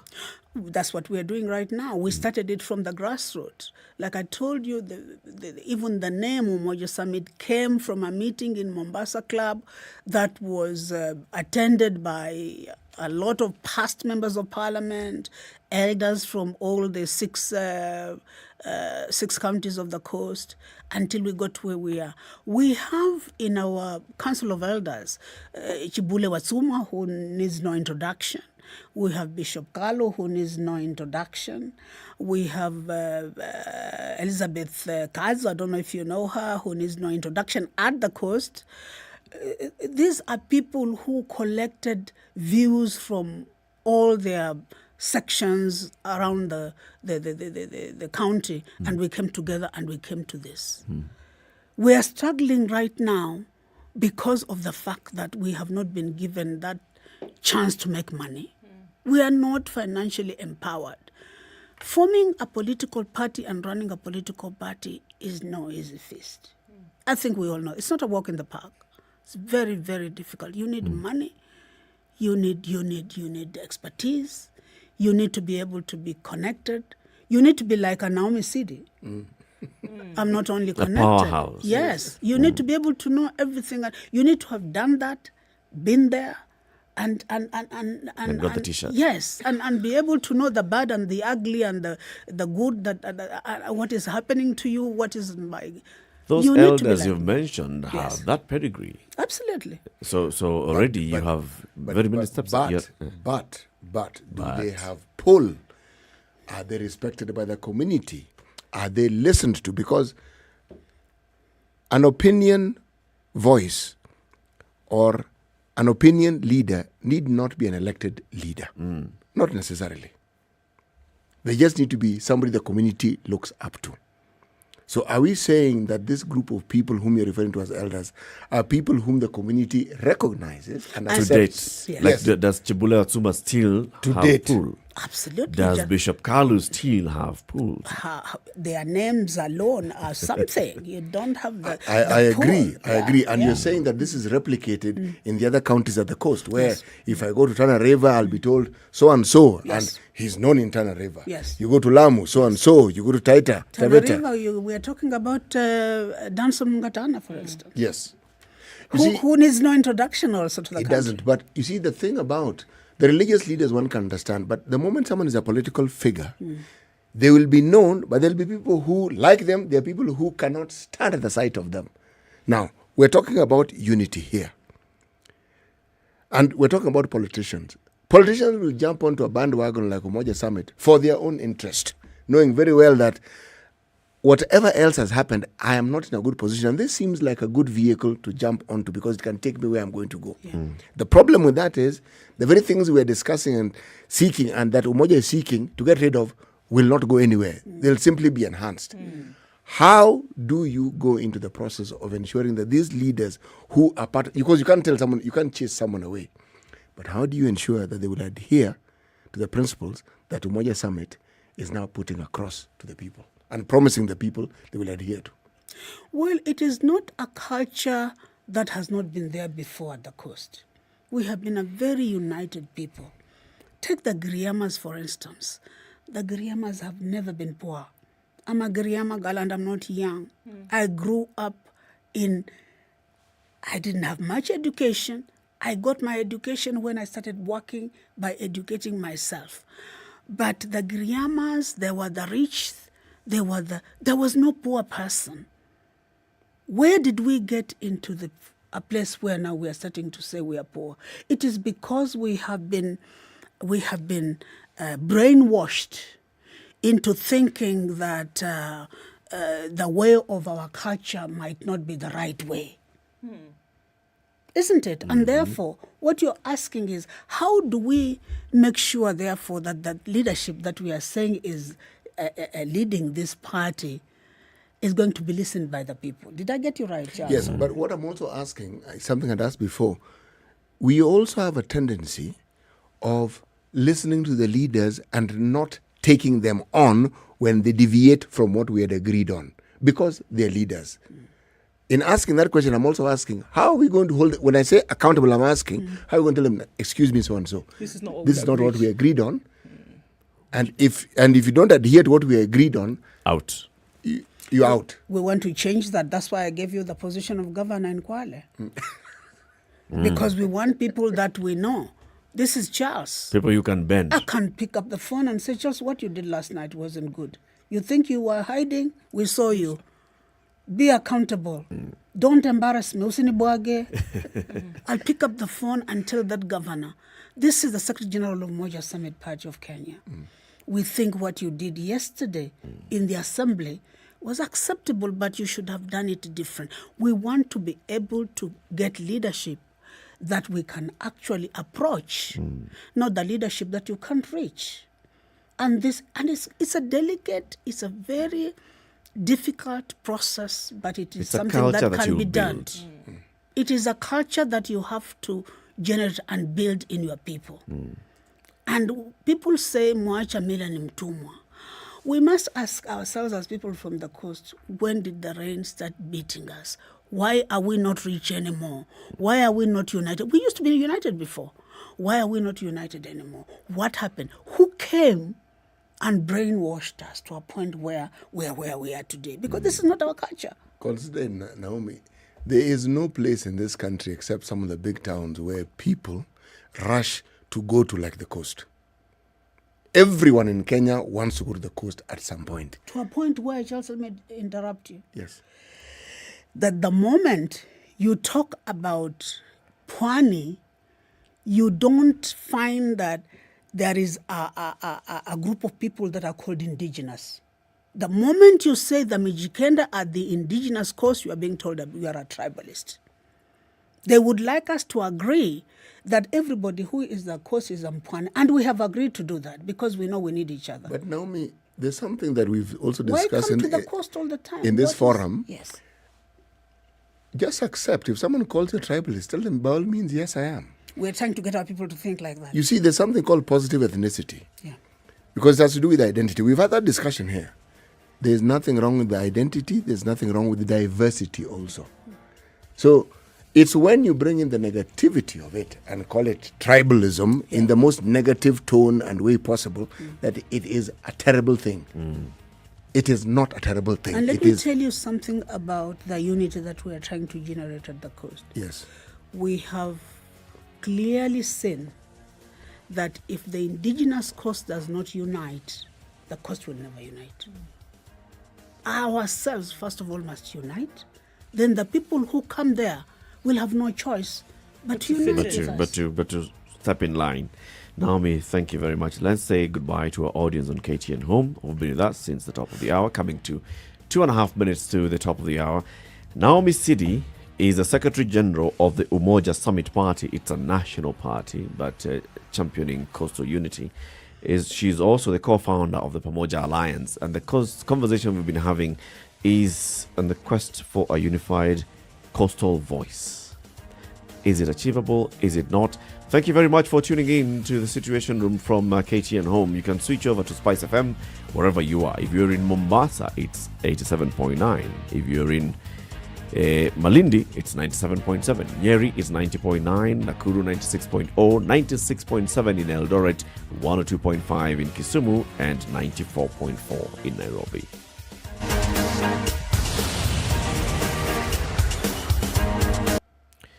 So, as we just come to the top of the hour here, Naomi, what is it that you'd like the people who listen from the coasts, people who are listening to you, from either indigenous or settlers, what message do you have for them? To embrace this process of unity that we are trying to cultivate right now. Because without it, we are doomed. Without it, we will not get that chance to speak with one voice and to be able to tell central government, this is our agenda and this is what we want. And you have rightly put it in that it's not only the indigenous coast, but even those you are calling, did you call them settlers or foreigners? He actually called them settlers. But he meant foreigners. He meant foreigners. No, I mean settlers. Those who have settled there. They must realize that without that unity, we are doomed and we will continue to be divided and ruled. I mean, it's not even the cliche of rocket it's logic. science. It's just common sense. Yes, it's common sense. And that's we want what to I open want up the people phone to- lines yes. in the next hour so we hear from the people of the coasts whether they agree with these ideals of a unified voice, whether it's actually something that makes sense. 0719 012 600. After we hear the news, let's hear from now the people of the coasts. Let them tell Naomi Sidi, this thing that you're telling us, it makes sense, or fanya hivi mama, kunja, wewe wende ukae kwako kijijini. Sawa. Good morning. It's 9 a.m.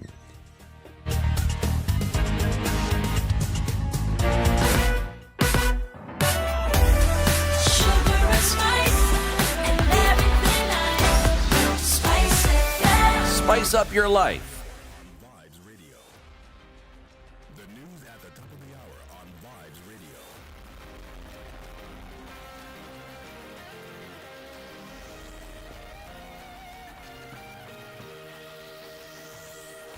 Good morning. This is the Newswire. I'm Leah Ubaga. The Ministry of Health this morning received 880,460 doses of Moderna COVID-19 vaccine from the U.S. government. Health PS Susan Muchache said Moderna vaccine is the second vaccine to be deployed in the country, adding that Pfizer vaccine is scheduled to be delivered next month. She also said all vaccines that have been deployed into the country have been approved by the World Health Organization and are effective against Delta variant.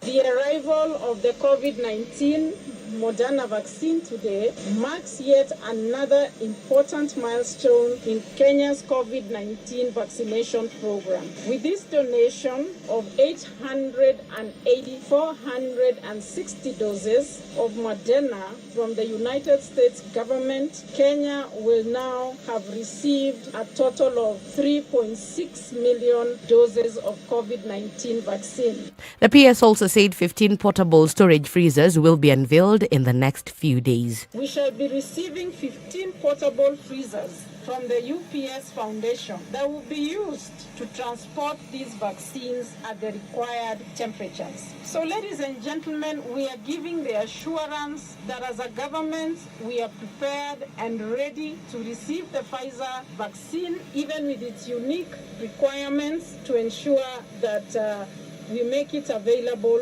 to be used by the people of this country. Education CS George Magoha will today visit Mombasa and Kwale counties to assess the number of students who've not reported to school. In Mombasa County, Magoha will visit St. Mary's, Bangladesh, located in the slums of Bangladesh. Later, Magoha will head to Kwale County, where he'll also visit the office of the Deputy Commissioner of Kwale. The purpose of his visit is to ensure that all students who had taken their KCPE national exams, joined secondary school schools through the 100% transition program. As of the 6th of this month, approximately 117,000 students had not yet joined high school due to various reasons.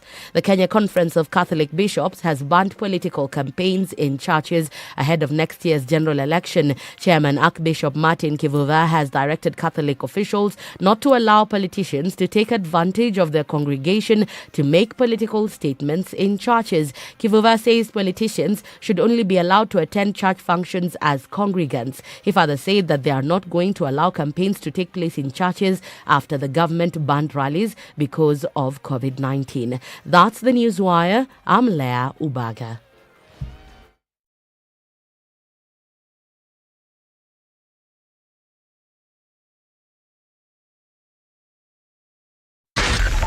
.4 Spice FM, Nairobi. All right, so we're still looking at heavy traffic, actually quite some. Mombasa Road out to the other side of the city on the Thika Superhighway coming into the city as well. The Eastern Bypass leads you to and from Mombasa Road and Thika Road respectively. We're also looking at the Southern Bypass, looking good today. The ICD route on Mombasa Road, off Mombasa Road, will help out this morning and then connect to the Southern Bypass to get into the city as opposed to sticking in that traffic this morning. So think about that. The traffic then easing up also on Aerodrome Road as you try to get towards Uhuru Highway. It should be all right. Also looking a lot better on Langata Road this morning. Still heavy, however, in industrial area. And we're going to look at that for some time. Right in the middle of the CBD, a hogwash of traffic as well. The Thika Superhighway looking a lot better than coming from Survey. That has eased up a little bit. But then you get to Kiambu Road, Muthaiga Square Junction, and it's an absolute mess. Just to let you know, the Eastern Bypass might help out. Altering that route might be better if you're getting off of Thika Road. Okay, coming off right around the City Park on Limuru Road as well is quite heavy. So these are some spots that we're looking at this morning. Tell us, guys, what does it look like in your neck of the woods? SpiceFMKE on Twitter, text on 40127. Let's keep things moving as best we can this morning.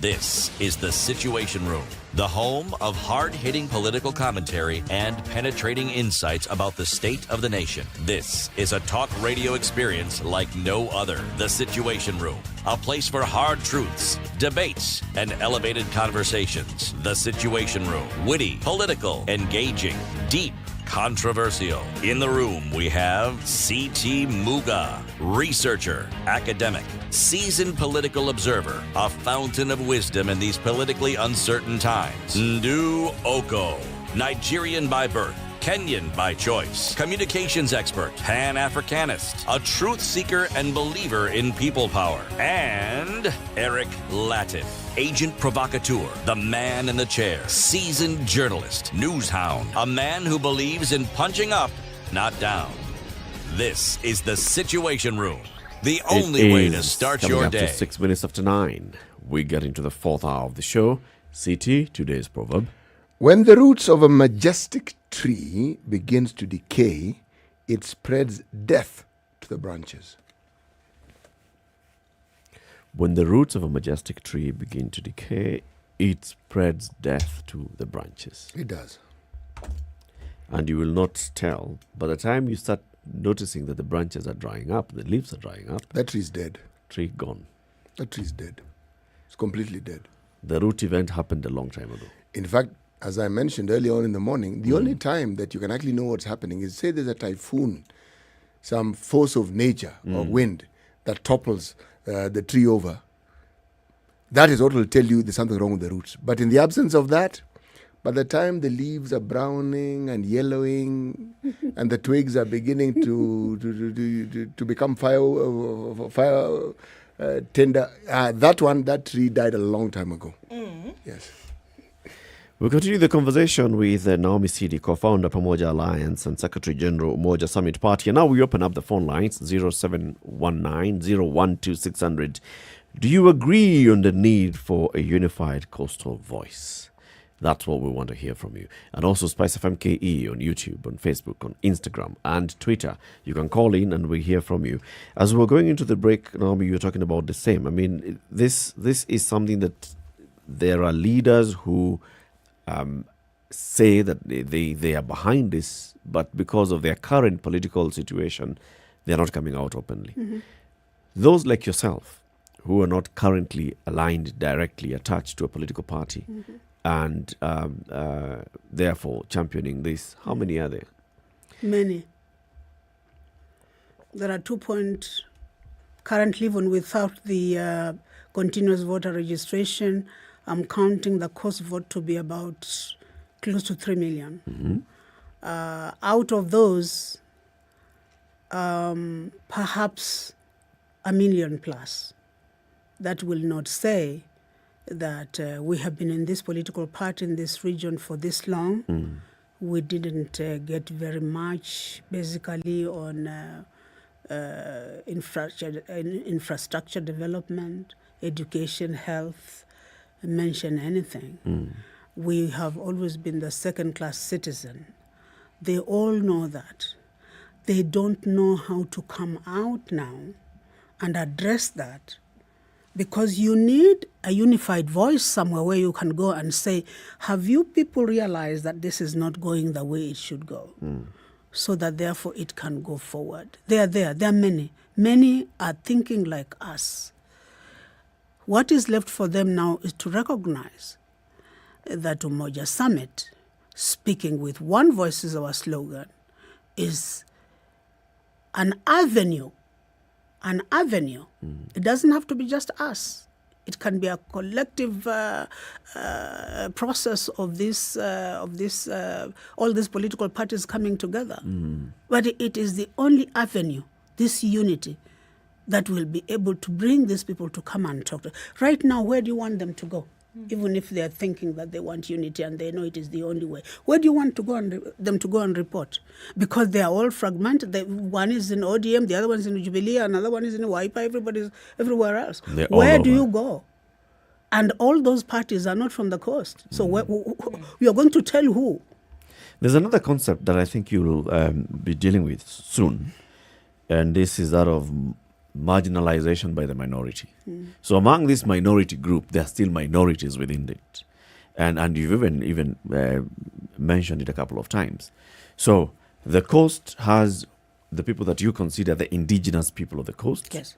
And then there are other people who have come and settled in the coast. There are communities that have lived in the coast for hundreds of years, Yes. and now they are also part of the coast. Yes. Right? So we talk about the Waswahili, the Waarabu and all. And then there are those that have been moving into the coast. Within the Mijikenda itself, there are still smaller tribes within the Mijikenda. And some of them even feel that the Giriama are the majority. Yes. And therefore they dominate the voice. For Yes. example, in Kilifi, it's majority Mijikenda. Yes. But there are Jibanas there. Do Yes. Jibanas have a voice? When you talk Mijikenda, you are talking 7 out of the 9 are in Kilifi. Only 2 are in Kwale and Mombasa. Yes. But 7 out of the 9 are in Kilifi. That's why you find that Kilifi has a bigger voice, because if Kilifi doesn't get it, if the 7 tribes don't get it right, how do you expect the 9 to get it right? How do you expect the foreigners and the settlers to get it right? They're looking at us and saying, if this is what the indigenous wants, then who are we to say no? But if they come there with their own set of rules and they're telling us what to do and what to, then it means therefore that we've lost it. We're not there. We want to find a place where the indigenous are the people who will say, this is the way we want our region to be governed. This is our agenda. So that when the foreigners come, when the settlers come, they fit into that thinking. And I say this with all with. I mean, do the people yes? Do the people know how they want to be governed? Do the people know what they want? Fundamental question, because we can be here until cows come home. That's saying, true. Come and only lead us in the way we want to be led. Govern us in the way in which we want to be governed. Yes. But do the people inherently know how they want to be governed? Do they know what they want? Needs vis-a-vis desires. The issues upon which marginalization took place vis-a-vis the issues which have been presented at a national level. The needs versus, do the people have this grasp of what exactly they want? When you say the people, who are you referring to? The indigenous. The people you said the indigenous. The people of the indigenous people against the as you call them, the foreigners and the settlers, because you're saying this is how we want to be governed. Yeah. Do you know what you want? Yes, we have a cost agenda. We know exactly that our land reforms are not being handled properly. We are being called squatters. That is part of how we are thinking that we want to be governed. We know that we want education to be upgraded.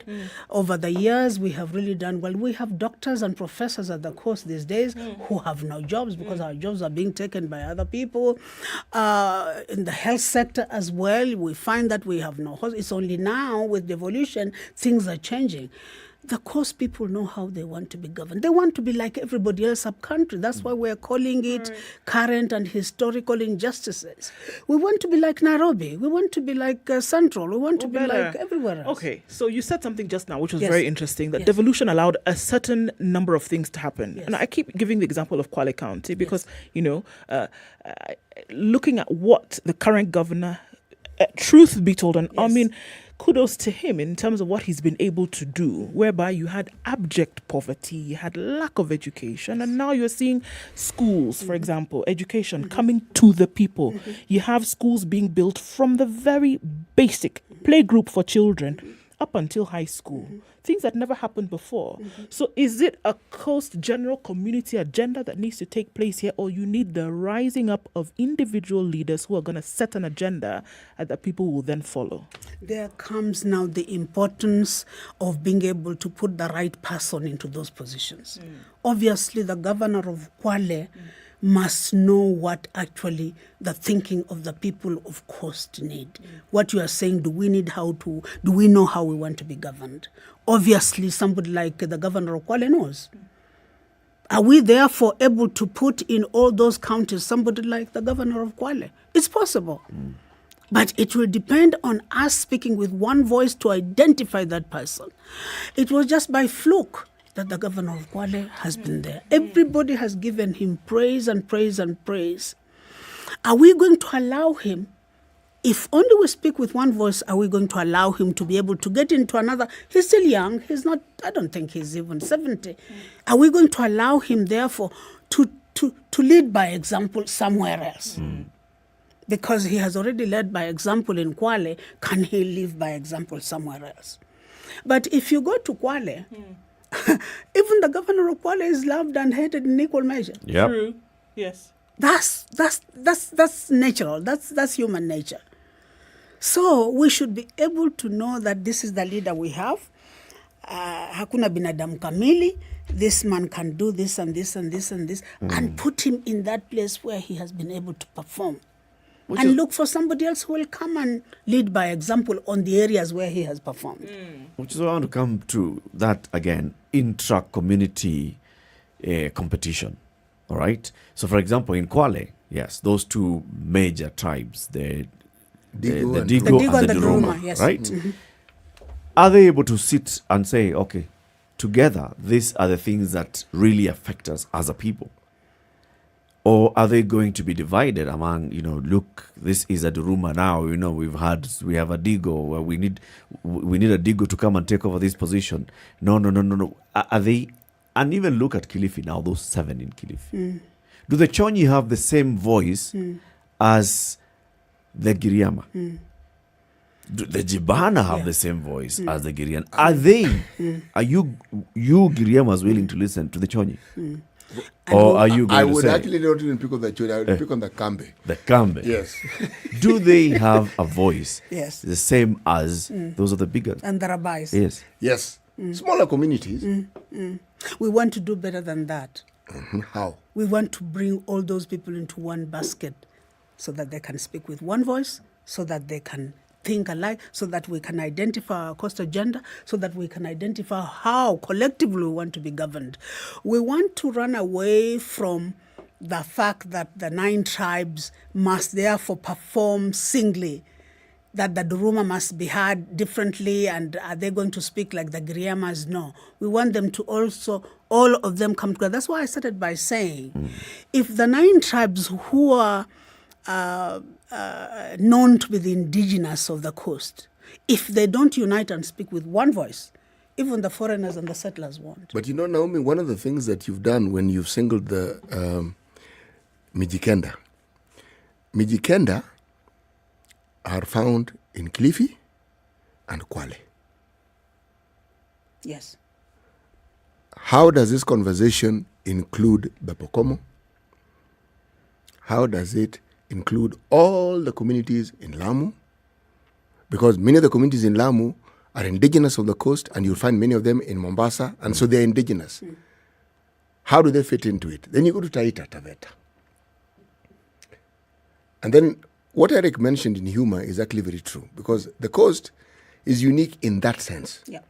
For instance, there's an entire community of people from Eastern Province called the Kambas, who are as indigenous at the coast as anybody can imagine. And they do not consider themselves to be anything but indigenous.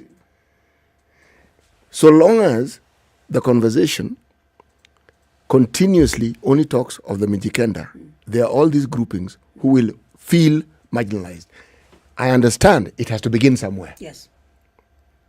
And currently, the Pokomo, Umoja Summit has offices in Tana River, in Lamu, in Taita Taveta. Those are the ones that we had not included earlier. Yes. We have offices there. In this alliance that we are trying to bring together, we have brought in a political party called Communist Party of Kenya. Its roots is in Taita Taveta. They actually approached the original thinkers of that coalition and said, can you include us? And we said, obviously, you are Pwani. They're a registered party? Yes. Okay. They are a registered party. We are going to start from there. We already know the Pokomos are ours. We know the Taita Taveta. We call those Wapwani. But you have also mentioned the Luos and the Kambas and everybody else who is there. Actually, I started off with what we upcountry people loosely refer to as Swahili. Okay?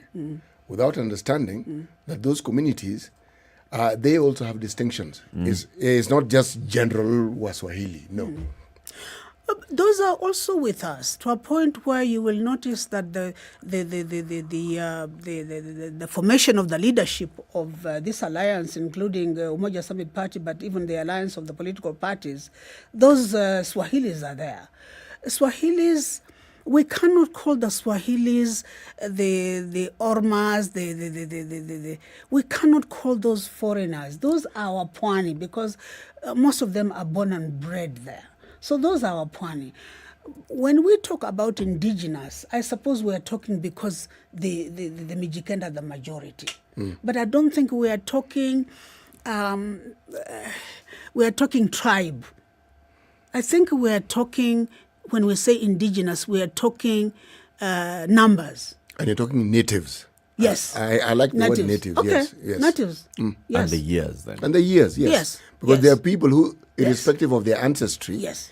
that is their home. Yes. Yes. Yes. And So- they will not think of any other home other than the coast. But the process that we are trying to achieve now, the effort that we are making, is to bring all of those people from the coast, all the ones we have mentioned here. Kambas, the Swahilis, the Ormas, the Pokomos, including the natives of the coast, to come together and speak with one voice. But the natives must first of all come together.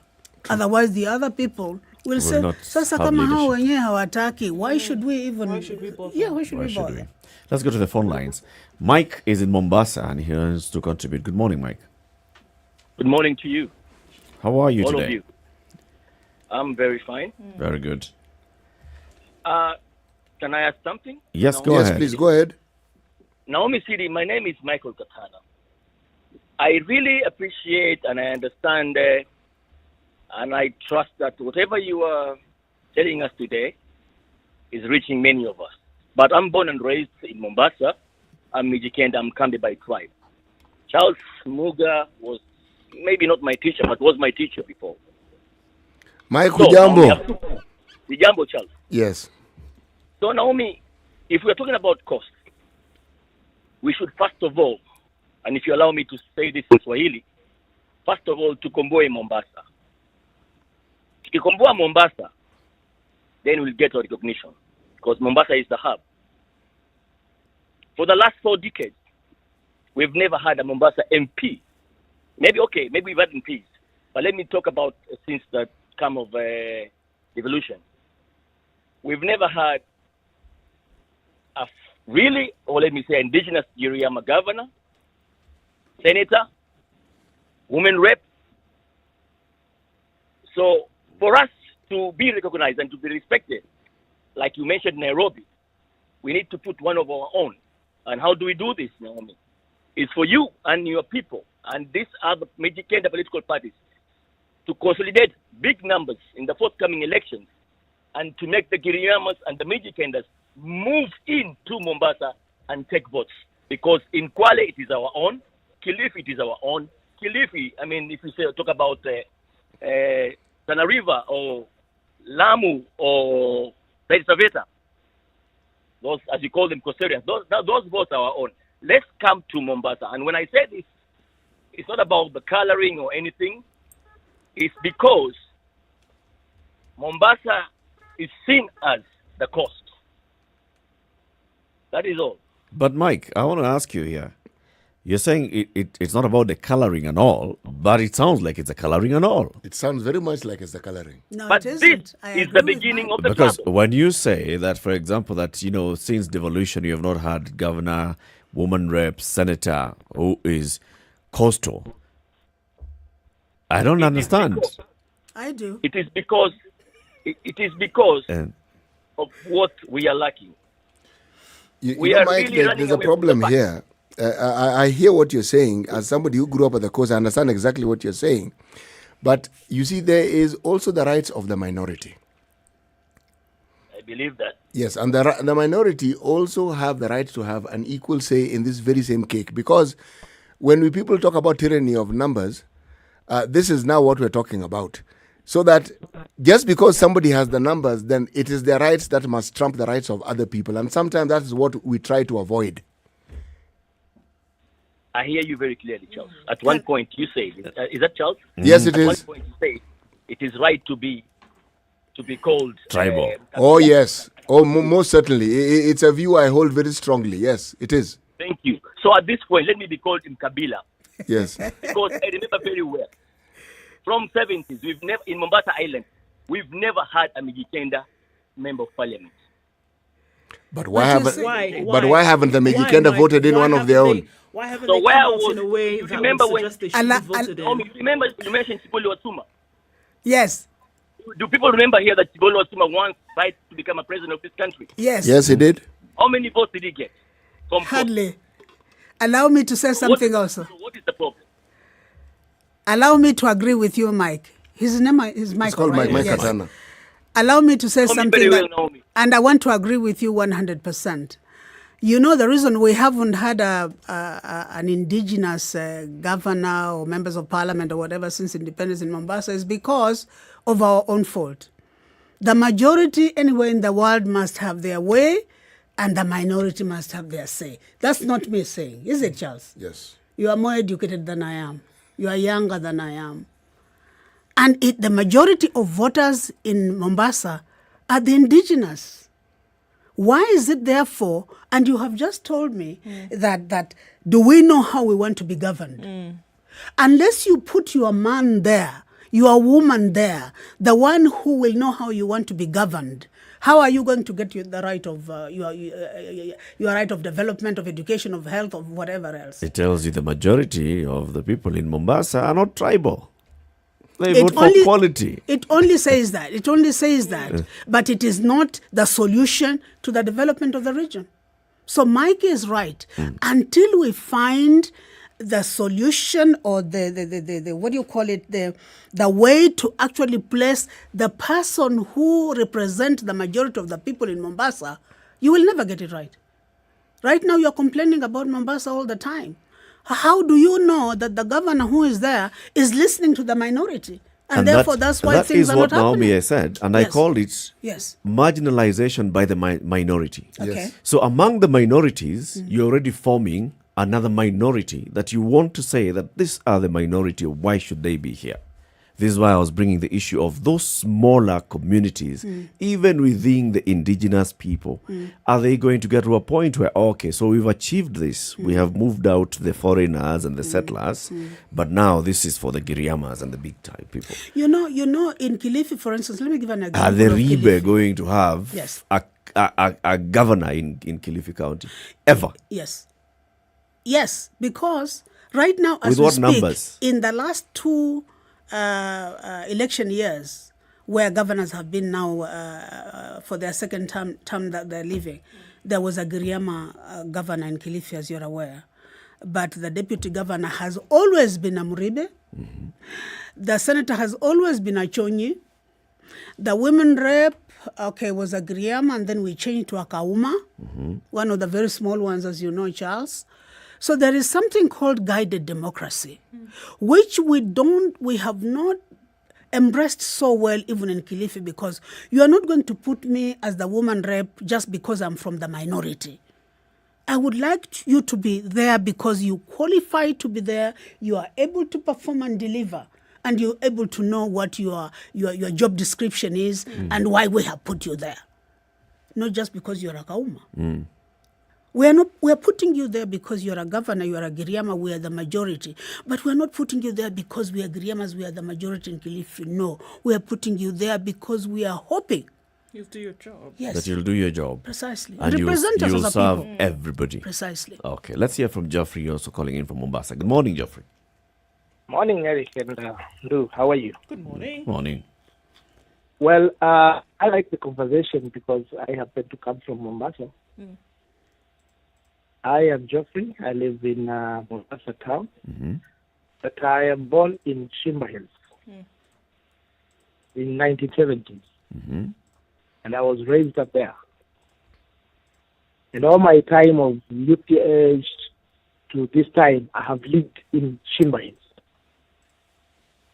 I don't come from. I'm not within the bracket of 9 communities of Michikenda.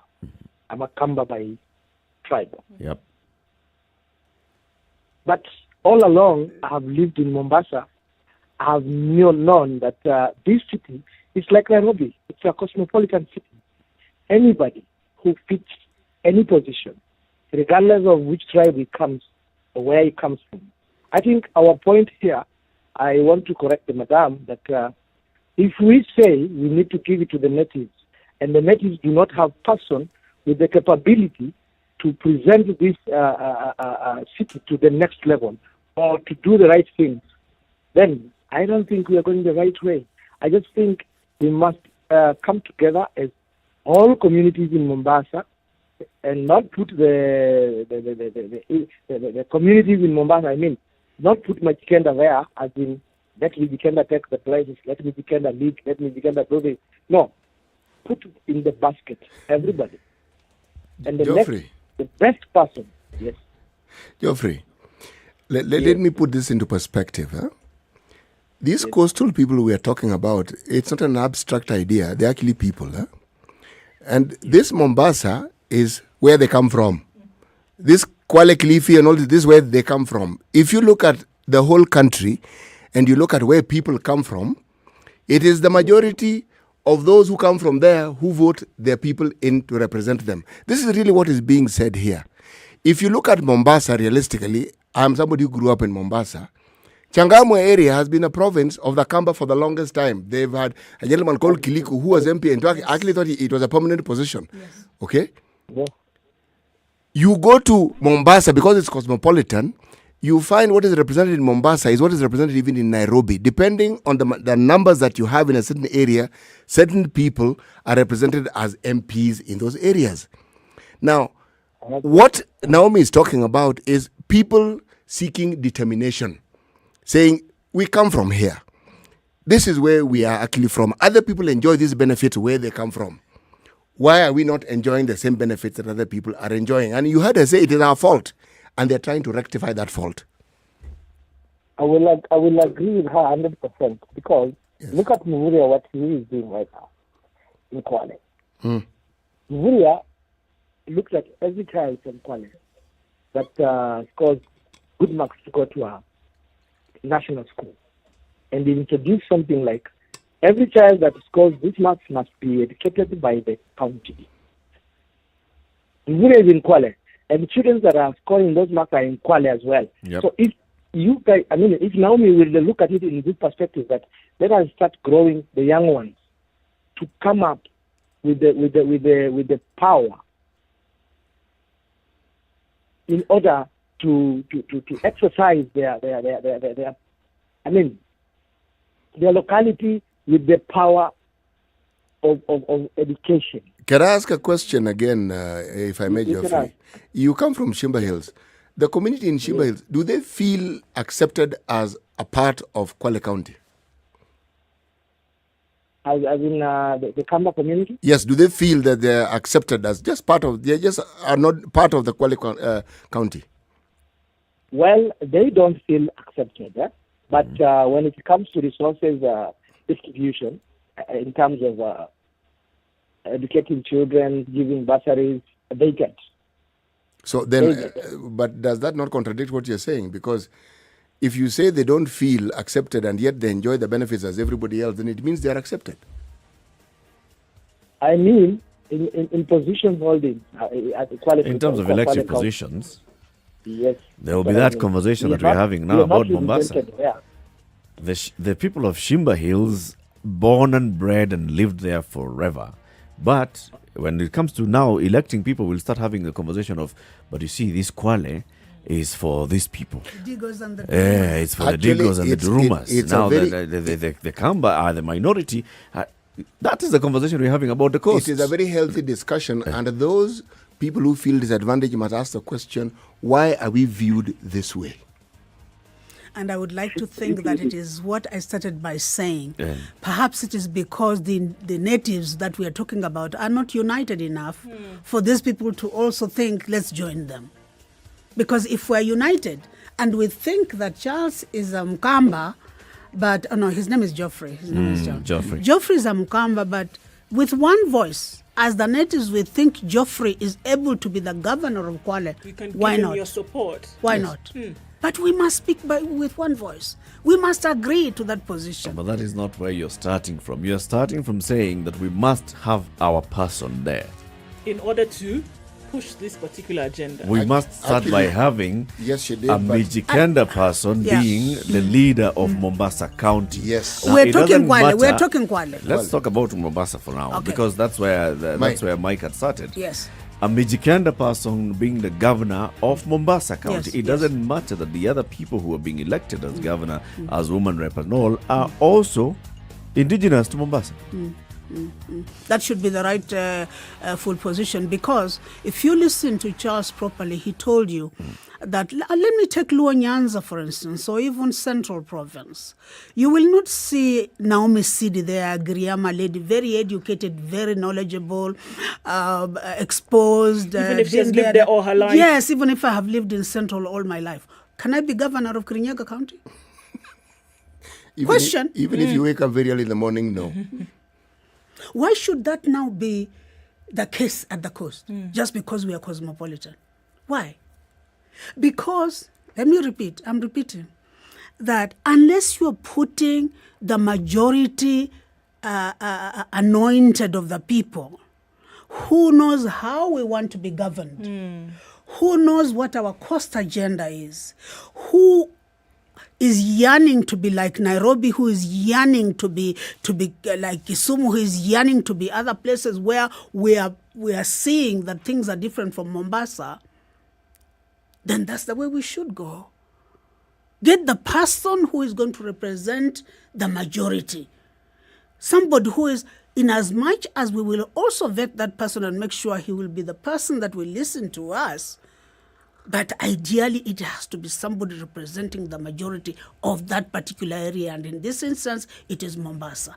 Let the majority voter of Mombasa, who are the natives, the indigenous, put a person they can access, a person that will know what they want, how they want to be governed, a person who will know what the cost agenda is. Because you have said the others are foreigners and they are settlers. Let's take a break. 23 minutes to 10. Let's see how the weather and the traffic are looking like. This is the Situation Room, the only way to start your day. Spice up your life. Have you seen Am I live? Yes, it's a very nice outfit, I must say. Good job. Asante sana. The compliment is well received. Good morning and thank you. Evan Wasingishi was asking me what channel is SpiceFM. 96.7. Tell them that, right? Yes, now they know. Thank you. It's a pleasure to be here. Pleasure to have you. you. What a beautiful studio, my friend. I've been to other radio stations, but I've never seen anything like this. Thank you, and it's very nice to be in a modern studio. Absolutely brilliant. And I have to say, it's a very cool ambiance here in your radio room. Just for our listeners, I think it is below zero in this room here. A very Swiss temperature. It's sunny in Nairobi at 19, highs of 25 today. Highs will be at 24 in Nyeri, cloudy at 17, and sunny conditions at 18 in Nakuru with highs of 24. We'll see highs of 24 in Eldoret, where it's mostly sunny at 17 and mostly sunny in Kisumu at 23, going to highs of 30 and lows of 17.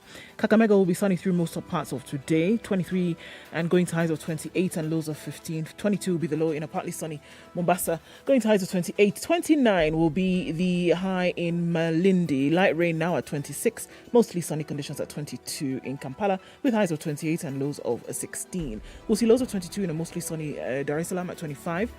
Getting warmer in Johannesburg at 12. Highs of 21 and lows of 11. 30 will be the high in a mostly sunny Lagos at 23 and mostly cloudy conditions in Kinshasa at 22 with highs of 32. 31 will be the high in Beijing. It's sunny today, coming down to lows of 20, and we're looking at a sunny Paris at 16, highs of 22. 16 degrees and cloudy in London, however, highs of 22 and lows of 14, and getting into early Monday morning in New York, it's raining at 23. It'll go to highs of 26 and back down to lows of 23.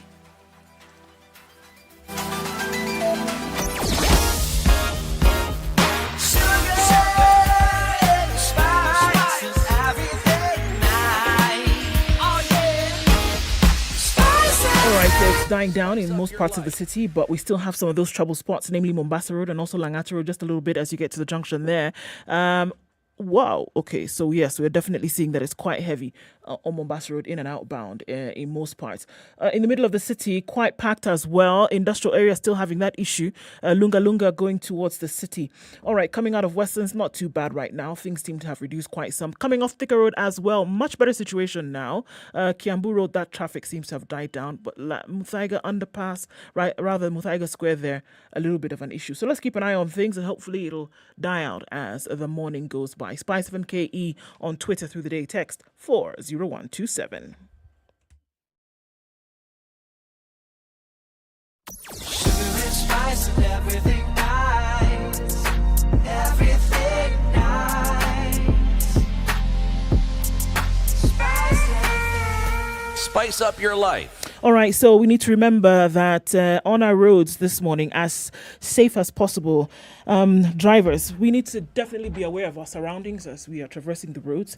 Always watch out for other road users. Be careful knowing that there are others on the road, including motorists, border riders, cyclists, pedestrians, school-going children who are trying to cross the road to and from school.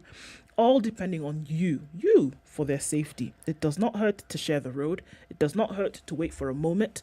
Always wear your seatbelts. It is life-saving. Use your signals correctly.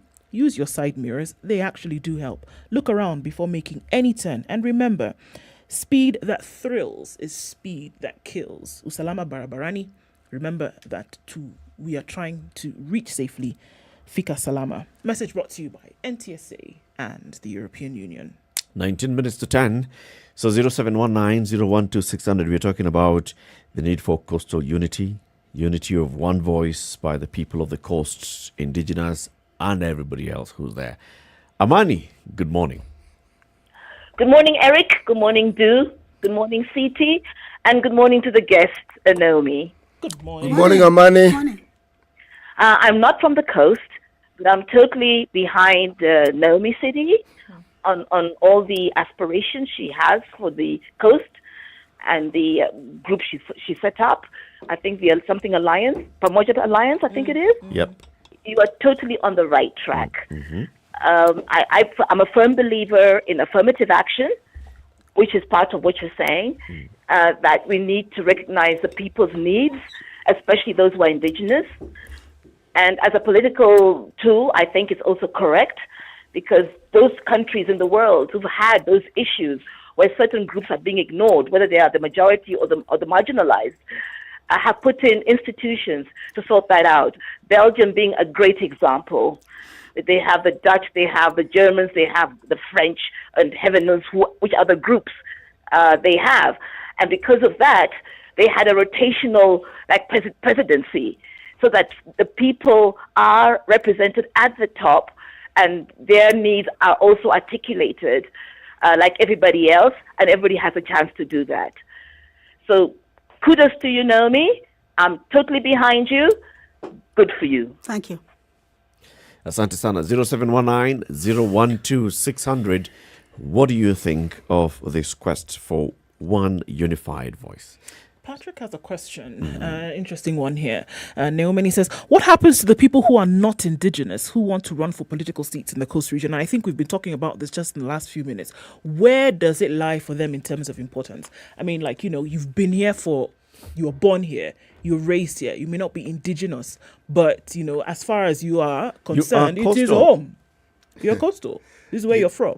What happens to them when they're trying to run for political seats? If you've lived at the coast, you'll realize that question is actually answered. If you look at the representation you've had from the time when we had councillors, that very representation existed among the councillors. You found everybody a councillor. If you look at MCAs even now, same thing. And even at the level of MPs, you will find people who have upcountry, should we say, background, being MPs in that very, very same place. Right, but that is what Naomi is saying that the indigenous people then must be the ones who take up these positions of leadership. What happens to them? And I think that's Patrick's question. But what Jules is saying is there are certain positions that must be held by these natives. And there are certain positions that can arguably be occupied by the foreigners and the settlers. I am advised. So there's the main seat at the table, and then there's the other small stools. I am advised that in Luo Nyanza, there was a time where you were not allowed to be governor, you are not allowed to be an MP, you are not allowed to be a woman rep. You can be an MC going down into a village elder, perhaps, and other positions. But there are those positions of authority that will come to Nairobi and represent those people from that region. And I'm singling out the position of governor, perhaps going down to even the senator. Let's look at, you call it, what do you call it, negotiated democracy? Yes, or what, that's right? what I said, yes. Lamu County. Yes. They seem to have found a way and a structure of, so our senator will be the people of Mpeketoni have grown up there since, not many decades, but they've been there since independence, right? Yes. So we are not talking about hundreds of years. But then there are people of Lamu, various communities in Lamu, who have been here for hundreds and thousands, and they're different. But they found a way of who is going to be governor, who's going to be deputy governor, who's going to be senator, who's going to be woman rep, especially those county level seats. Now, listening to you, you're saying all those should go to the dominant communities. Not necessarily. Or the indigenous community. We were talking Mombasa. We are talking where people are thinking we are cosmopolitan. Because in Lamu, they only have 2 constituencies, sub-counties. And clearly Mpeketoni is more foreign than the other areas. Yep. So when you find a foreigner there representing his people, that's the correct thing to do. Because the majority there are those people that you are calling foreigners. And in this instance, it's the Kikuyu. Mpeketoni is Kikuyu. They have been there. Some are born and bred there. They don't know even where they come from up in Central Province. Yep. If they produce a member of parliament, that's okay. And you know why? Because he's representing the majority of that area. He is the one who will know how his people want to be governed, and he will know in the small contest we're talking about what is their in the constituency. Agenda. Yes. At county level. Yes. At county level, Yes. as governor, as senator. Yes. Should are you okay with them now? That the governor should be a Kikuyu? Yeah. I don't think so, because you have just said yourself that it is the Swahili. Did you say Swahili? What did you say? The indigenous are not Kikuyus. You've just said that the Kikuyus went there just the other day. But the example I've given, is that now in Lamu we have seen senator coming from the Kikuyu community. The current senator is Loy Tip Tip. They are probably the majority there, the Kikuyus. You know, I don't have the statistics. Let me wade in. Let me wade in here. Democracy is, by its very nature, dynamic.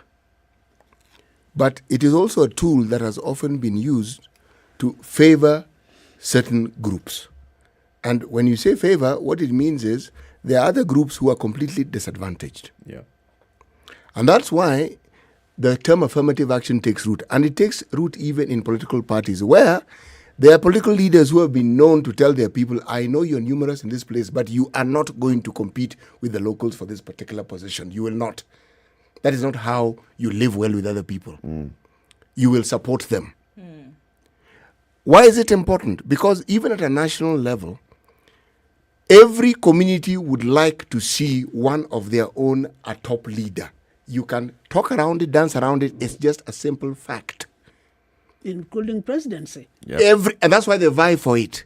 Now, when you come from a community and one cannot pinpoint the leadership that you have at the national level, whom everybody knows that is their leader, you may not think so, but it puts you at a disadvantage.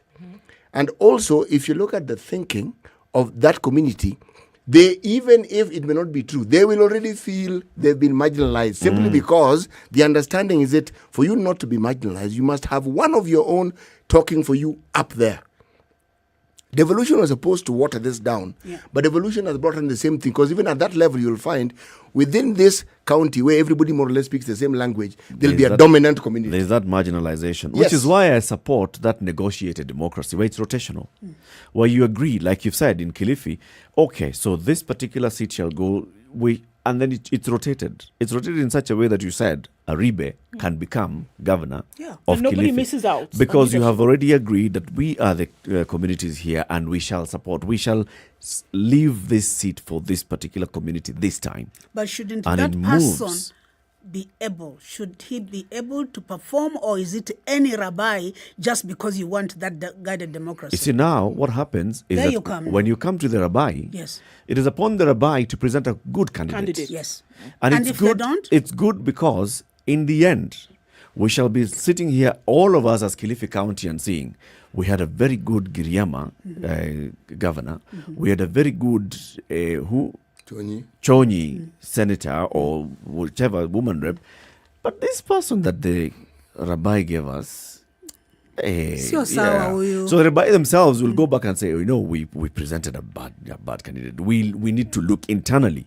We need to work on getting a better candidate next time for our own good, for the good of our own name as a community. We don't want to be the ones that keep bringing useless leaders to the top. I think it helps even raise the quality of leaders. What happens, therefore, if historically the senator that has been in position in that area did not perform, and they come from, like you said, the Ribai, for instance?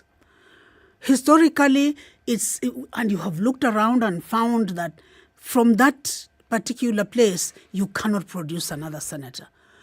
What is wrong with bringing Agriama as a governor, Agriama as senator, Agriama as long as they are going to able to perform with one voice representing even the Rabbi and the Duruma. You will miss on a very critical point, which is what you're raising this morning. Because others will feel left out and you're not including everybody. That's the issue. Because you will always have that voice that is rising up saying there is one who it seems to be in the majority who is always taking these positions. So you will continually be in the situation which you are currently. Because you give one person representing everybody, somebody will always rise up and say, how is it that my needs and my desires are being represented by this person who doesn't understand them? Naomi, that discussion takes place even at the national level. We had one of our guests in the show called Waekwa. He's a constitutional lawyer. He brought it up and said he called it overrepresentation of the Kikuyu community, say, in this government. Yeah. That as a general statement may appear to be true, but break it down. They're the most populous. probably the most educated in the country as we currently speak. So if you're talking about positions, they are already positioned in an advantageous way. As far as education is concerned? Yes, and if positions require that. But if you get granular and you look at state departments and you look at ministries, you'll find it's not entirely true. You'll find a certain section of government that there's one other community who are not the Kikuyu who dominate it completely. All I'm saying is, why affirmative action becomes important and why public participation also becomes important with a setup like yours is that everything you're saying, as in principle, is good, but people must buy into it and say, okay, we agree. We are good with this. Agree. There comes to the unity of purpose that I'm talking about. Yeah. There comes the speaking with one voice. So that you will say, in this county, and it doesn't have to be across the board. We can go county by county. In this county, we'll go guided democracy or whatever you want to call it, negotiated democracy. And in this county, we're going to do something else based on historical performances. But it must be unanimous. People must agree that is it a rabbi? What kind of rabbi can he perform? Is it Johnny? Is it whoever? No, let's go to the phone lines. I've got two callers on the line. Go ahead, please. Benjamin in Migori and Zachary in Nakuru. Starting with you, Zachary. Good morning. Oh, good morning, guys. Morning, Zachary. Oh, I'm fine, Morimandro, and regards to our studio guest. Thank you, Zachary. First of all, let me congratulate her and say that I'm happy when I hear women like her trying to come up and look for solutions in this country. Yeah, the political solution that we have. I would vote for a female president any day. I'm tired of men. Okay, except Eric and Mr. Eric Latif. Very good. Eric Latif and Morimandro there. Okay. Let me say this. Veride has got a very good idea coming up with a party that looks into the interests of most of people. But let me tell her this very briefly. Any party that is going to sell nationally, because the kind of electorate that we have is an educated or informed electorate, it is not going to be based on regionalism. It is going to be based on national issues. And do you know why our friend, Mr. Ruto, seems to be gaining, tracking, with the people? It is because he has come and actually tried to address a universal issue, which is poverty. He's talking of hustlers. And may I tell that lady that she should not think that if she comes into even Kiabu, she won't get votes. I would vote for her if she represents my interest, okay? It's about interest. And not only mine, for everybody. Thank you, Zachary. Thank you. Let's hear from Benjamin. Benjamin, good morning.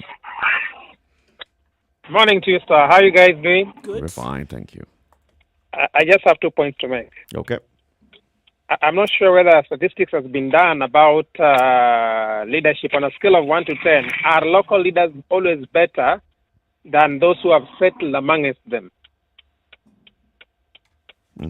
Because we have situations where somebody like me, I was born in Mombasa. I'm not a native there. But now I'm living elsewhere, but most of my life was in Mombasa. Yeah. But I understand the issues there. So the question is it that I cannot address them because I'm not biologically a native? Because I understand what is going on there. Okay. I think that's why I was asking on a scale of 1 to 10 in a cosmopolitan place like Nairobi, Mombasa, Kisumu. And I give an example of Shakil Shabir, which is number 2.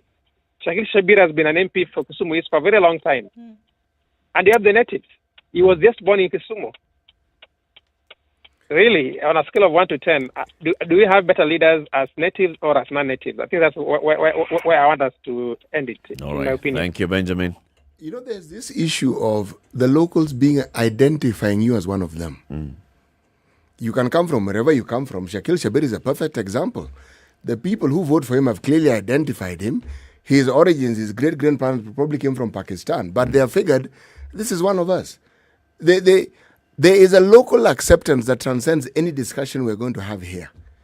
And every community does that. We've had people who come from Luo Nyanza being voted in as councillors in central Kenya. Yep. So it's not strange.